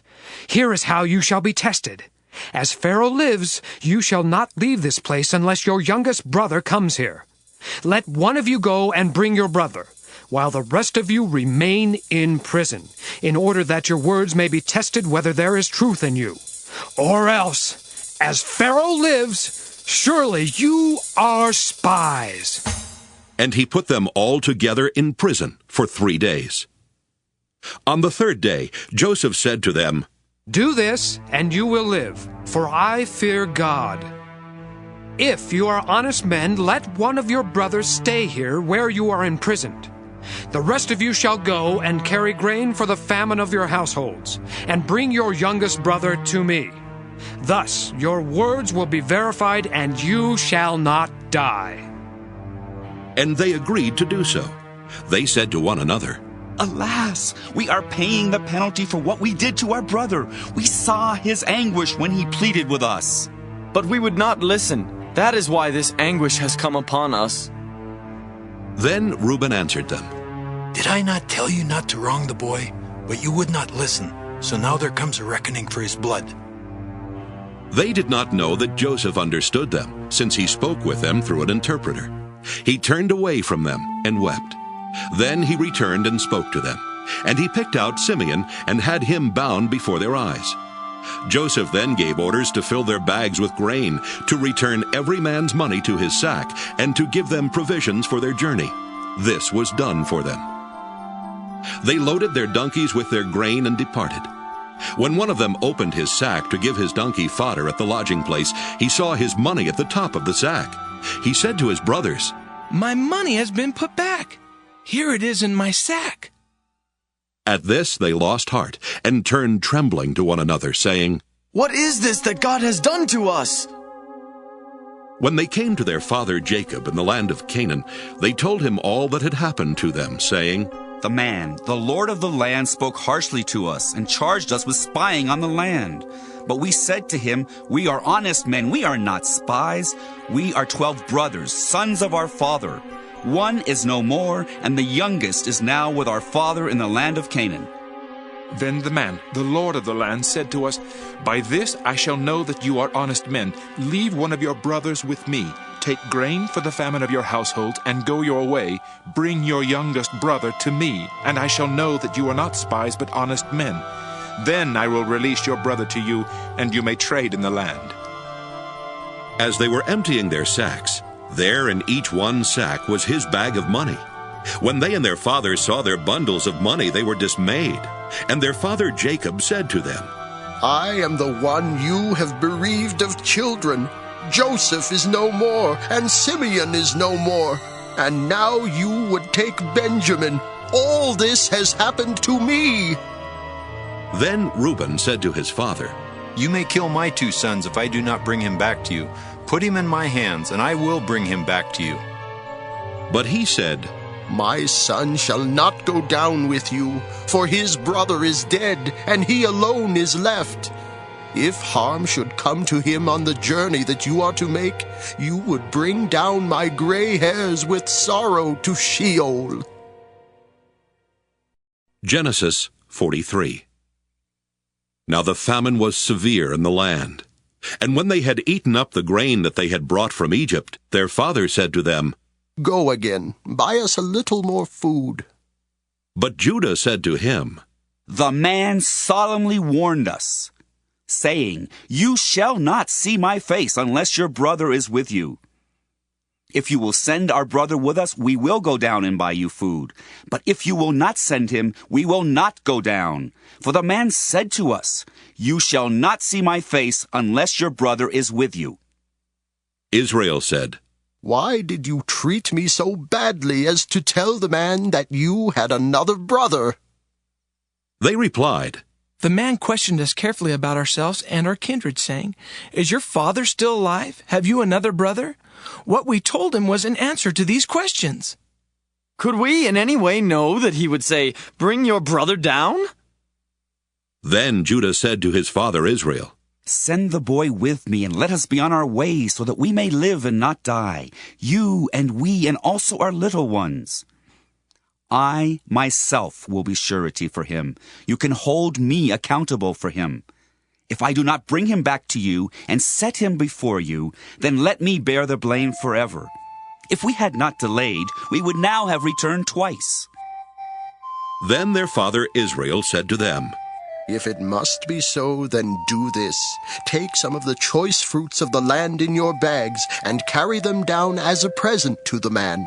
A little balm and a little honey, gum, resin, pistachio nuts, and almonds. Take double the money with you. Carry back with you the money that was returned in the top of your sacks. Perhaps it was an oversight. Take your brother also, and be on your way again to the man. May God Almighty grant you mercy before the man, so that he may send back your other brother and Benjamin. As for me, if I am bereaved of my children, I am bereaved." So the men took the present, and they took double the money with them, as well as Benjamin. Then they went on their way down to Egypt and stood before Joseph. When Joseph saw Benjamin with them, he said to the steward of his house, "Bring the men into the house, and slaughter an animal and make ready, for the men are to dine with me at noon." The man did as Joseph said, and brought the men to Joseph's house. Now the men were afraid, because they were brought to Joseph's house, and they said, "It is because of the money we placed in our sacks the first time that we have been brought in, so that he may have an opportunity to fall upon us, to make slaves of us, and take our donkeys." So they went up to the steward of Joseph's house, and spoke with him at the entrance to the house. They said, "Oh, my lord, we came down the first time to buy food, and when we came to the lodging place, we opened our sacks, and there was each one's money in the top of his sack, our money in full weight." "So we have brought it back with us. Moreover, we have brought down with us additional money to buy food." "We do not know who put our money in our sacks." He replied, "Rest assured, do not be afraid. Your God and the God of your father must have put treasure in your sacks for you. I received your money." Then he brought Simeon out to them. When the steward had brought the men into Joseph's house, and given them water, and they had washed their feet, and when he had given their donkeys fodder, they made the present ready for Joseph's coming at noon, for they had heard that they would dine there. When Joseph came home, they brought him the present that they had carried into the house, and bowed to the ground before him. He inquired about their welfare, and said, "Is your father well, the old man of whom you spoke?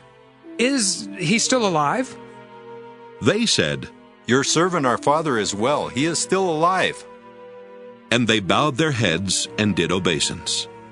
Then he looked up and saw his brother Benjamin, his mother's son, and said, "Is this your youngest brother of whom you spoke to me?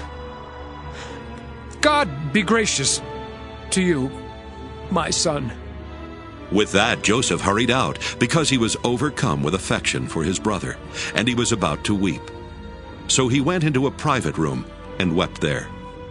Then he washed his face and came out, and controlling himself he said, "Serve the meal."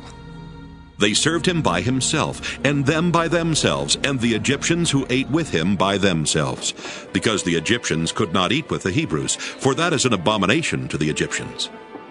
When they were seated before him, the firstborn according to his birthright, and the youngest according to his youth, the men looked at one another in amazement. Portions were taken to them from Joseph's table, but Benjamin's portion was 5 times as much as any of theirs. So they drank and were merry with him. Genesis 44. Then he commanded the steward of his house, "Fill the men's sacks with food, as much as they can carry, and put each man's money in the top of his sack. Put my cup, the silver cup, in the top of the sack of the youngest, with his money for the grain." And he did as Joseph told him. As soon as the morning was light, the men were sent away with their donkeys. When they had gone only a short distance from the city, Joseph said to his steward, "Go, follow after the men, and when you overtake them, say to them, 'Why have you returned evil for good? Why have you stolen my silver cup? Is it not from this that my lord drinks? Does he not indeed use it for divination? You have done wrong in doing this.'" When he overtook them, he repeated these words to them. They said to him, "Why does my lord speak such words as these? Far be it from your servants that they should do such a thing." Look, the money that we found at the top of our sacks we brought back to you from the land of Canaan. Why then would we steal silver or gold from your Lord's house? Should it be found with any one of your servants, let him die.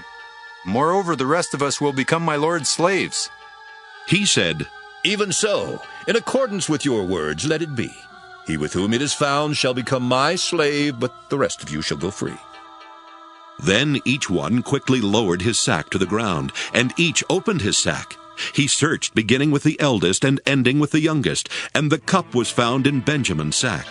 At this they tore their clothes. Then each one loaded his donkey, and they returned to the city.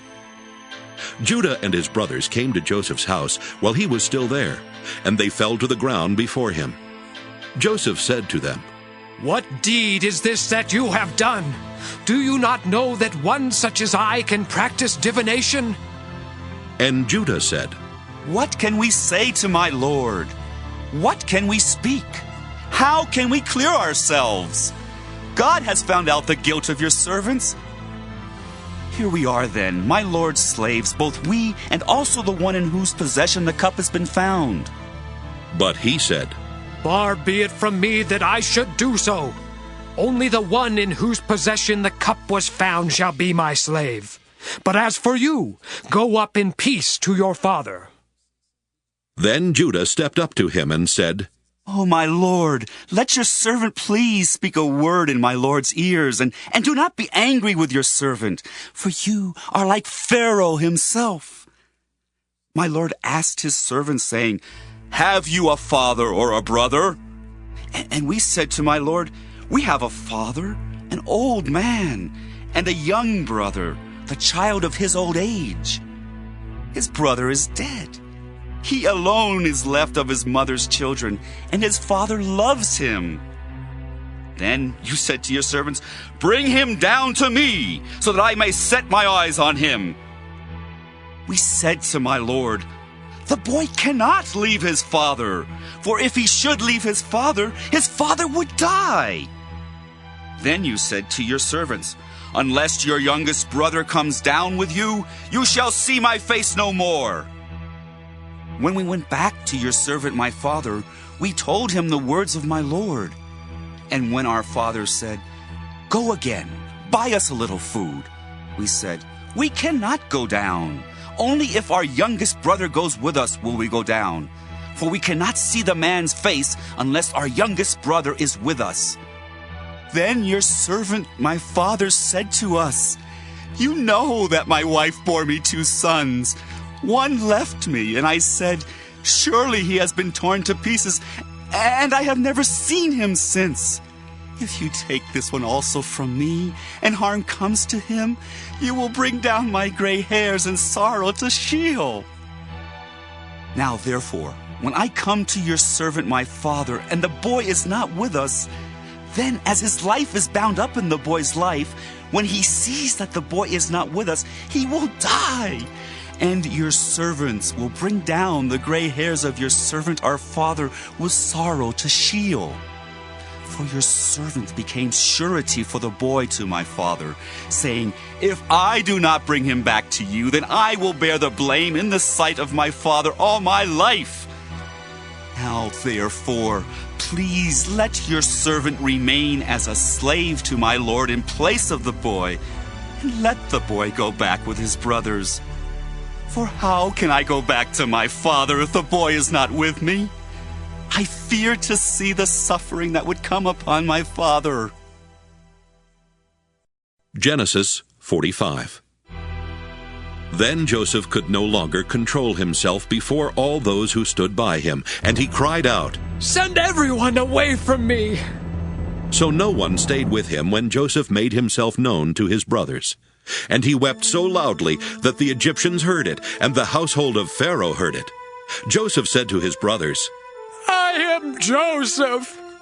Is my father still alive? But his brothers could not answer him, so dismayed were they at his presence. Then Joseph said to his brothers, Come closer to me. And they came closer. He said, I am your brother Joseph, whom you sold into Egypt. And now do not be distressed or angry with yourselves because you sold me here. For God sent me before you to preserve life.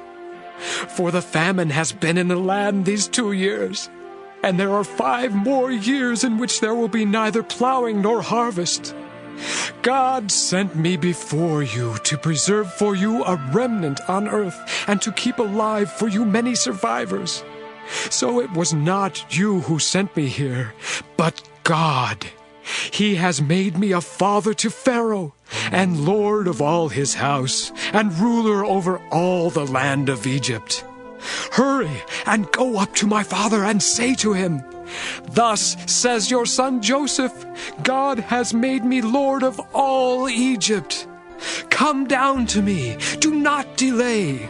You shall settle in the land of Goshen, and you shall be near me, you and your children and your children's children, as well as your flocks, your herds, and all that you have. I will provide for you there, since there are 5 more years of famine to come, so that you and your household and all that you have will not come to poverty. And now your eyes and the eyes of my brother Benjamin see that it is my own mouth that speaks to you. You must tell my father how greatly I am honored in Egypt and all that you have seen. Hurry and bring my father down here.' Then he fell upon his brother Benjamin's neck and wept, while Benjamin wept upon his neck. And he kissed all his brothers and wept upon them. And after that, his brothers talked with him. When the report was heard in Pharaoh's house, 'Joseph's brothers have come,' Pharaoh and his servants were pleased. Pharaoh said to Joseph, 'Say to your brothers, do this. Load your animals and go back to the land of Canaan. Take your father and your households and come to me, so that I may give you the best of the land of Egypt, and you may enjoy the fat of the land. You are further charged to say, do this. Take wagons from the land of Egypt for your little ones and for your wives, and bring your father and come. Give no thought to your possessions, for the best of all the land of Egypt is yours.' The sons of Israel did so. Joseph gave them wagons according to the instruction of Pharaoh, and he gave them provisions for the journey. To each one of them he gave a set of garments, but to Benjamin he gave 300 pieces of silver and 5 sets of garments. To his father he sent the following: 10 donkeys loaded with the good things of Egypt, and 10 female donkeys loaded with grain, bread, and provision for his father on the journey. Then he sent his brothers on their way, and as they were leaving he said to them, 'Do not quarrel along the way.' So they went up out of Egypt, and came to their father Jacob in the land of Canaan. And they told him, 'Joseph is still alive. He is even ruler over all the land of Egypt.' He was stunned. He could not believe them. But when they told him all the words of Joseph that he had said to them, and when he saw the wagons that Joseph had sent to carry him, the spirit of their father Jacob revived.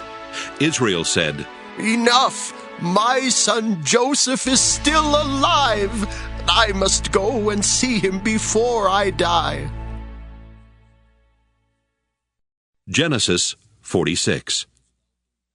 When Israel set out on his journey with all that he had and came to Beersheba, he offered sacrifices to the God of his father Isaac. God spoke to Israel in visions of the night and said, "Jacob, Jacob." And he said, "Here I am." Then he said, "I am God, the God of your father. Do not be afraid to go down to Egypt, for I will make of you a great nation there. I myself will go down with you to Egypt, and I will also bring you up again, and Joseph's own hand shall close your eyes." Then Jacob set out from Beersheba, and the sons of Israel carried their father Jacob, their little ones, and their wives, in the wagons that Pharaoh had sent to carry him. They also took their livestock and the goods that they had acquired in the land of Canaan, and they came into Egypt. Jacob and all his offspring with him, his sons and his sons' sons with him, his daughters and his sons' daughters. All his offspring he brought with him into Egypt. Now these are the names of the Israelites, Jacob and his offspring, who came to Egypt: Reuben, Jacob's firstborn, and the children of Reuben, Hanok, Pallu, Hezron, and Carmi. The children of Simeon, Jemuel, Jamin, Ohad, Jachin, Zohar, and Shaul, the son of a Canaanite woman. The children of Levi, Gershon, Kohath, and Merari. The children of Judah, Onan, Shelah, Perez, and Zerah. But and Onan died in the land of Canaan. And the children of Perez were Hezron and Hamel. The children of Issachar, Tola, Puvah, Jashub, and Shimron. The children of Zebulun, Sirad, Elon, Jaliel. These are the sons of Leah, whom she bore to Jacob in Paddan Aram, together with his daughter Dinah. In all, his sons and his daughters numbered 33. The children of Gad, Ziphion, Haggi, Shunai, Esbon, Eri, Arodi, and Areli. The children of Asher, Imnah, Ishva, Ishvi, Beriah, and their sister Sirah. The children of Beriah, Heber and Malchiel. These are the children of Zilpah, whom Laban gave to his daughter Leah, and these she bore to Jacob, 16 persons. The children of Jacob's wife Rachel, Joseph and Benjamin. To Joseph in the land of Egypt were born Manasseh and Ephraim, whom Asenath, daughter of Potipherah, priest of On, bore to him. The children of Benjamin, Bela, Becher, Ashbel, Gera, Naaman, Ehi, Rosh, Muppim, Huppim, and Ard. These are the children of Rachel, who were born to Jacob, 14 persons in all. The children of Dan, Hashem. The children of Naphtali, Jaziel, Guni, Jezer, and Shillem. These are the children of Bilhah, whom Laban gave to his daughter Rachel, and these she bore to Jacob, 7 persons in all. All the persons belonging to Jacob who came into Egypt, who were his own offspring, not including the wives of his sons, were 66 persons in all. The children of Joseph, who were born to him in Egypt, were 2. All the persons of the house of Jacob who came into Egypt were 70. Israel sent Judah ahead to Joseph to lead the way before him into Goshen. When they came to the land of Goshen, Joseph made ready his chariot and went up to meet his father Israel in Goshen. He presented himself to him, fell on his neck, and wept on his neck a good while. Israel said to Joseph, I can die now, having seen for myself that you are still alive. Joseph said to his brothers and to his father's household, I will go up and tell Pharaoh, and will say to him, My brothers and my father's household, who are in the land of Canaan, have come to me. The men are shepherds, for they have been keepers of livestock, and they have brought their flocks and their herds and all that they have. When Pharaoh calls you and says, What is your occupation? You shall say, Your servants have been keepers of livestock from our youth even until now, both we and our ancestors, in order that you may settle in the land of Goshen, because all shepherds are abhorrent to the Egyptians. Genesis 47. So Joseph went and told Pharaoh, My father and my brothers, with their flocks and herds and all that they possess, have come from the land of Canaan. They are now in the land of Goshen. From among his brothers he took 5 men and presented them to Pharaoh. Pharaoh said to his brothers, What is your occupation? And they said to Pharaoh, Your servants are shepherds, as our ancestors were. They said to Pharaoh, We have come to reside as aliens in the land, for there is no pasture for your servants' flocks, because the famine is severe in the land of Canaan. Now we ask you, let your servants settle in the land of Goshen. Then Pharaoh said to Joseph, Your father and your brothers have come to you. The land of Egypt is before you. Settle your father and your brothers in the best part of the land. Let them live in the land of Goshen. And if you know that there are capable men among them, put them in charge of my livestock. Then Joseph brought in his father Jacob and presented him before Pharaoh, and Jacob blessed Pharaoh. Pharaoh said to Jacob, How many are the years of your life? Jacob said to Pharaoh, The years of my earthly sojourn are 130. Few and hard have been the years of my life. They do not compare with the years of the life of my ancestors during their long sojourn. Then Jacob blessed Pharaoh, and went out from the presence of Pharaoh. Joseph settled his father and his brothers, and granted them a holding in the land of Egypt, in the best part of the land, in the land of Ramesses, as Pharaoh had instructed. And Joseph provided his father, his brothers, and all his father's household with food, according to the number of their dependents. Now there was no food in all the land, for the famine was very severe. The land of Egypt and the land of Canaan languished because of the famine. Joseph collected all the money to be found in the land of Egypt and in the land of Canaan, in exchange for the grain that they bought. And Joseph brought the money into Pharaoh's house. When the money from the land of Egypt and from the land of Canaan was spent, all the Egyptians came to Joseph and said, "Give us food! Why should we die before your eyes? For our money is gone!" And Joseph answered, "Give me your livestock, and I will give you food in exchange for your livestock, if your money is gone." So they brought their livestock to Joseph, and Joseph gave them food in exchange for the horses, the flocks, the herds, and the donkeys. That year he supplied them with food in exchange for all their livestock. When that year was ended, they came to him the following year and said to him, "We cannot hide from my lord that our money is all spent, and the herds of cattle are my lord's. There is nothing left in the sight of my lord but our bodies and our lands." "Shall we die before your eyes, both we and our land?" "Buy us and our land in exchange for food. We with our land will become slaves to Pharaoh." "Just give us seed so that we may live and not die, and that the land may not become desolate." So Joseph bought all the land of Egypt for Pharaoh. All the Egyptians sold their fields because the famine was severe upon them, and the land became Pharaoh's. As for the people, he made slaves of them from one end of Egypt to the other. Only the land of the priests he did not buy, for the priests had a fixed allowance from Pharaoh and lived on the allowance that Pharaoh gave them. Therefore they did not sell their land. Then Joseph said to the people, "Now that I have this day bought you and your land for Pharaoh, here is seed for you. Sow the land. And at the harvest you shall give 1/5 to Pharaoh, and 4/5 shall be your own, as seed for the field, and as food for yourselves and your households, and as food for your little ones." They said, "You have saved our lives. May it please my lord, we will be slaves to Pharaoh." So Joseph made it a statute concerning the land of Egypt, and it stands to this day, that Pharaoh should have the 1/5. The land of the priests alone did not become Pharaoh's. Thus Israel settled in the land of Egypt, in the region of Goshen, and they gained possessions in it, and were fruitful and multiplied exceedingly. Jacob lived in the land of Egypt 17 years.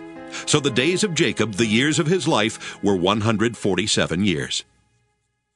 When the time of Israel's death drew near, he called his son Joseph and said to him, "If I have found favor with you, put your hand under my thigh and promise to deal loyally and truly with me. Do not bury me in Egypt. When I lie down with my ancestors, carry me out of Egypt and bury me in their burial place." He answered, "I will do as you have said." And he said, "Swear to me." And he swore to him. Then Israel bowed himself on the head of his bed. Genesis 48. After this, Joseph was told, "Your father is ill." So he took with him his 2 sons, Manasseh and Ephraim. When Jacob was told, "Your son Joseph has come to you," he summoned his strength and sat up in bed. And Jacob said to Joseph, God Almighty appeared to me at Luz in the land of Canaan, and he blessed me and said to me, I am going to make you fruitful and increase your numbers. I will make of you a company of peoples, and will give this land to your offspring after you for a perpetual holding. Therefore your 2 sons, who were born to you in the land of Egypt before I came to you in Egypt, are now mine. Ephraim and Manasseh shall be mine, just as Reuben and Simeon are. As for the offspring born to you after them, they shall be yours. They shall be recorded under the names of their brothers with regard to their inheritance. For when I came from Paddan, Rachel, alas, died in the land of Canaan on the way, while there was still some distance to go to Ephrath. And I buried her there on the way to Ephrath. That is, Bethlehem. When Israel saw Joseph's sons, he said, Who are these? Joseph said to his father, They are my sons, whom God has given me here. And he said, Bring them to me, please, that I may bless them. Now the eyes of Israel were dim with age, and he could not see well. So Joseph brought them near him, and he kissed them and embraced them. Israel said to Joseph, I did not expect to see your face, and here God has let me see your children also. Then Joseph removed them from his father's knees, and he bowed himself with his face to the earth. Joseph took them both, Ephraim in his right hand toward Israel's left, and Manasseh in his left hand toward Israel's right, and brought them near him. But Israel stretched out his right hand and laid it on the head of Ephraim, who was the younger, and his left hand on the head of Manasseh, crossing his hands, for Manasseh was the firstborn.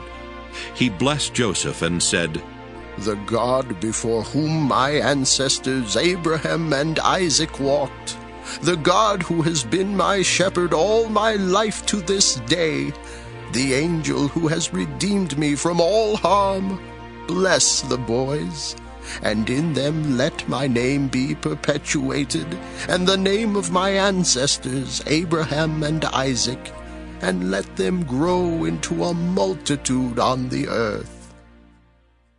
When Joseph saw that his father laid his right hand on the head of Ephraim, it displeased him. So he took his father's hand to remove it from Ephraim's head to Manasseh's head. Joseph said to his father, Not so, my father. Since this one is the firstborn, put your right hand on his head. But his father refused and said, I know, my son, I know. He also shall become a people, and he also shall be great. Nevertheless, his younger brother shall be greater than he, and his offspring shall become a multitude of nations. So he blessed them that day, saying, By you Israel will invoke blessing, saying, God make you like Ephraim and like Manasseh. So he put Ephraim ahead of Manasseh. Then Israel said to Joseph, I am about to die, but God will be with you and will bring you again to the land of your ancestors. I now give to you one portion more than to your brothers, the portion that I took from the hand of the Amorites with my sword and with my bow. Genesis 49. Then Jacob called his sons and said, Gather around, that I may tell you what will happen to you in days to come. Assemble and hear, O sons of Jacob. Listen to Israel your father. Reuben, you are my firstborn, my might and the firstfruits of my vigor, excelling in rank and excelling in power.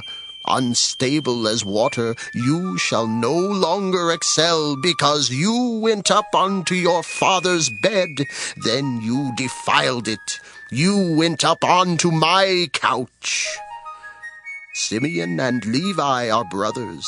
Weapons of violence are their swords. May I never come into their counsel. May I not be joined to their company. For in their anger they killed men, and at their whim they hamstrung oxen. Cursed be their anger, for it is fierce, and their wrath, for it is cruel. I will divide them in Jacob, and scatter them in Israel. Judah, your brothers shall praise you. Your hand shall be on the neck of your enemies. Your father's sons shall bow down before you. Judah is a lion's whelp. From the prey, my son, you have gone up. He crouches down, he stretches out like a lion, like a lioness. Who dares rouse him up? The scepter shall not depart from Judah, nor the ruler's staff from between his feet, until tribute comes to him, and the obedience of the peoples is his. Binding his foal to the vine, and his donkey's colt to the choice vine, he washes his garments in wine, and his robe in the blood of grapes. His eyes are darker than wine, and his teeth whiter than milk. Zebulun shall settle at the shore of the sea. He shall be a haven for ships, and his border shall be at Sidon. Issachar is a strong donkey, lying down between the sheepfolds. He saw that a resting place was good, and that the land was pleasant. So he bowed his shoulder to the burden, and became a slave at forced labor. Dan shall judge his people as one of the tribes of Israel. Dan shall be a snake by the roadside, a viper along the path that bites the horse's heels so that its rider falls backward.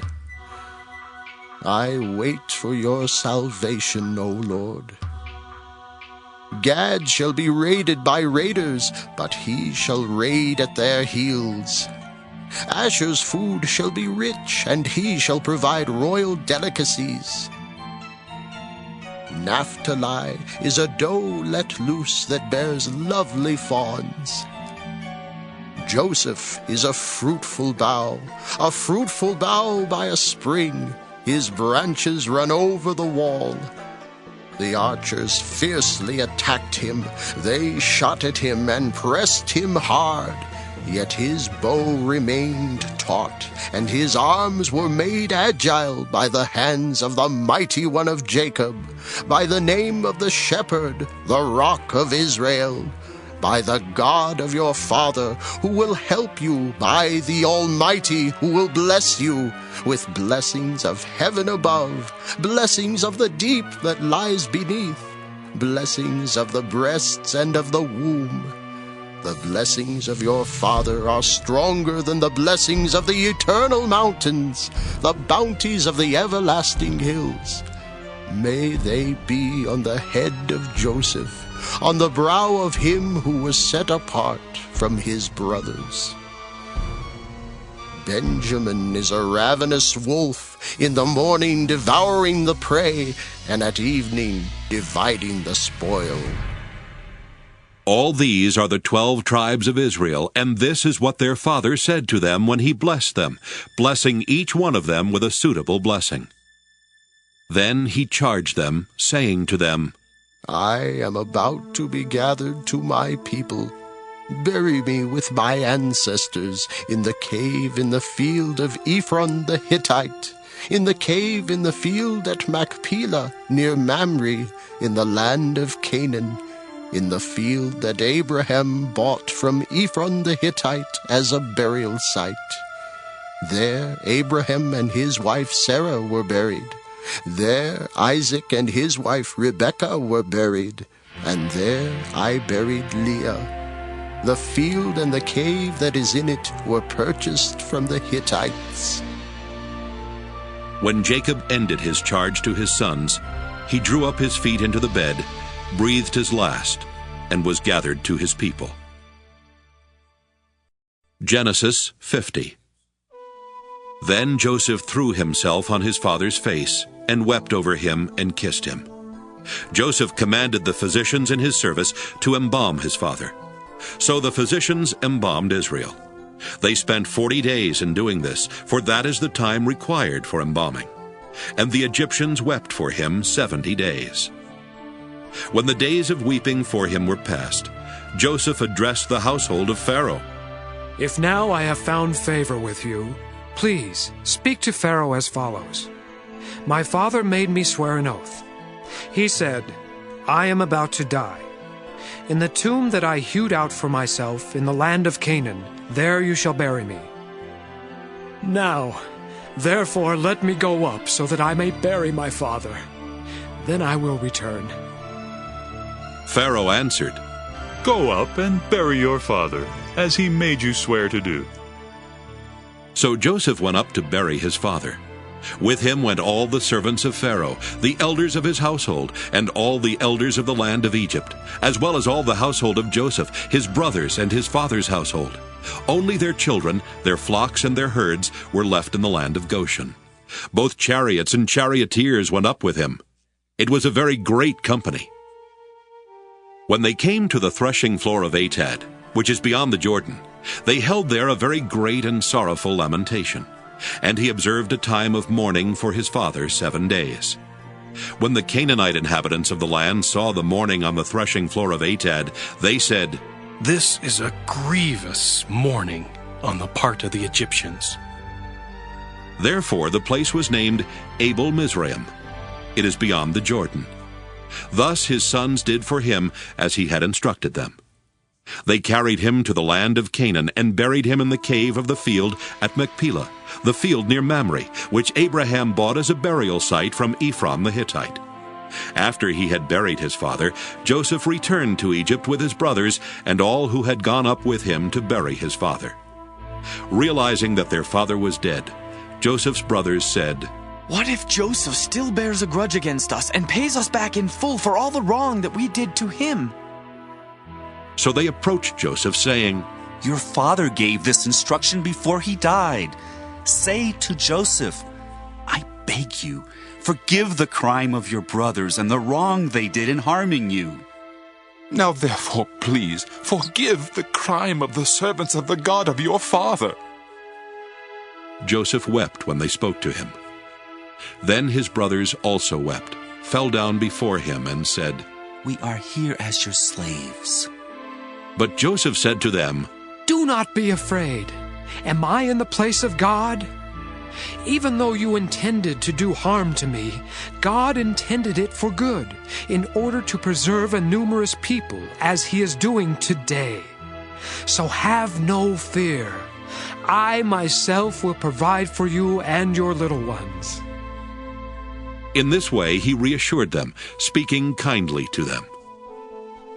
So Joseph remained in Egypt, he and his father's household, and Joseph lived 110 years. Joseph saw Ephraim's children of the 3rd generation. The children of Machir, son of Manasseh, were also born on Joseph's knees. Then Joseph said to his brothers, I am about to die, but God will surely come to you and bring you up out of this land to the land that he swore to Abraham, to Isaac, and to Jacob. So Joseph made the Israelites swear, saying, When God comes to you, you shall carry up my bones from here. And Joseph died, being 110 years old. He was embalmed and placed in a coffin in Egypt.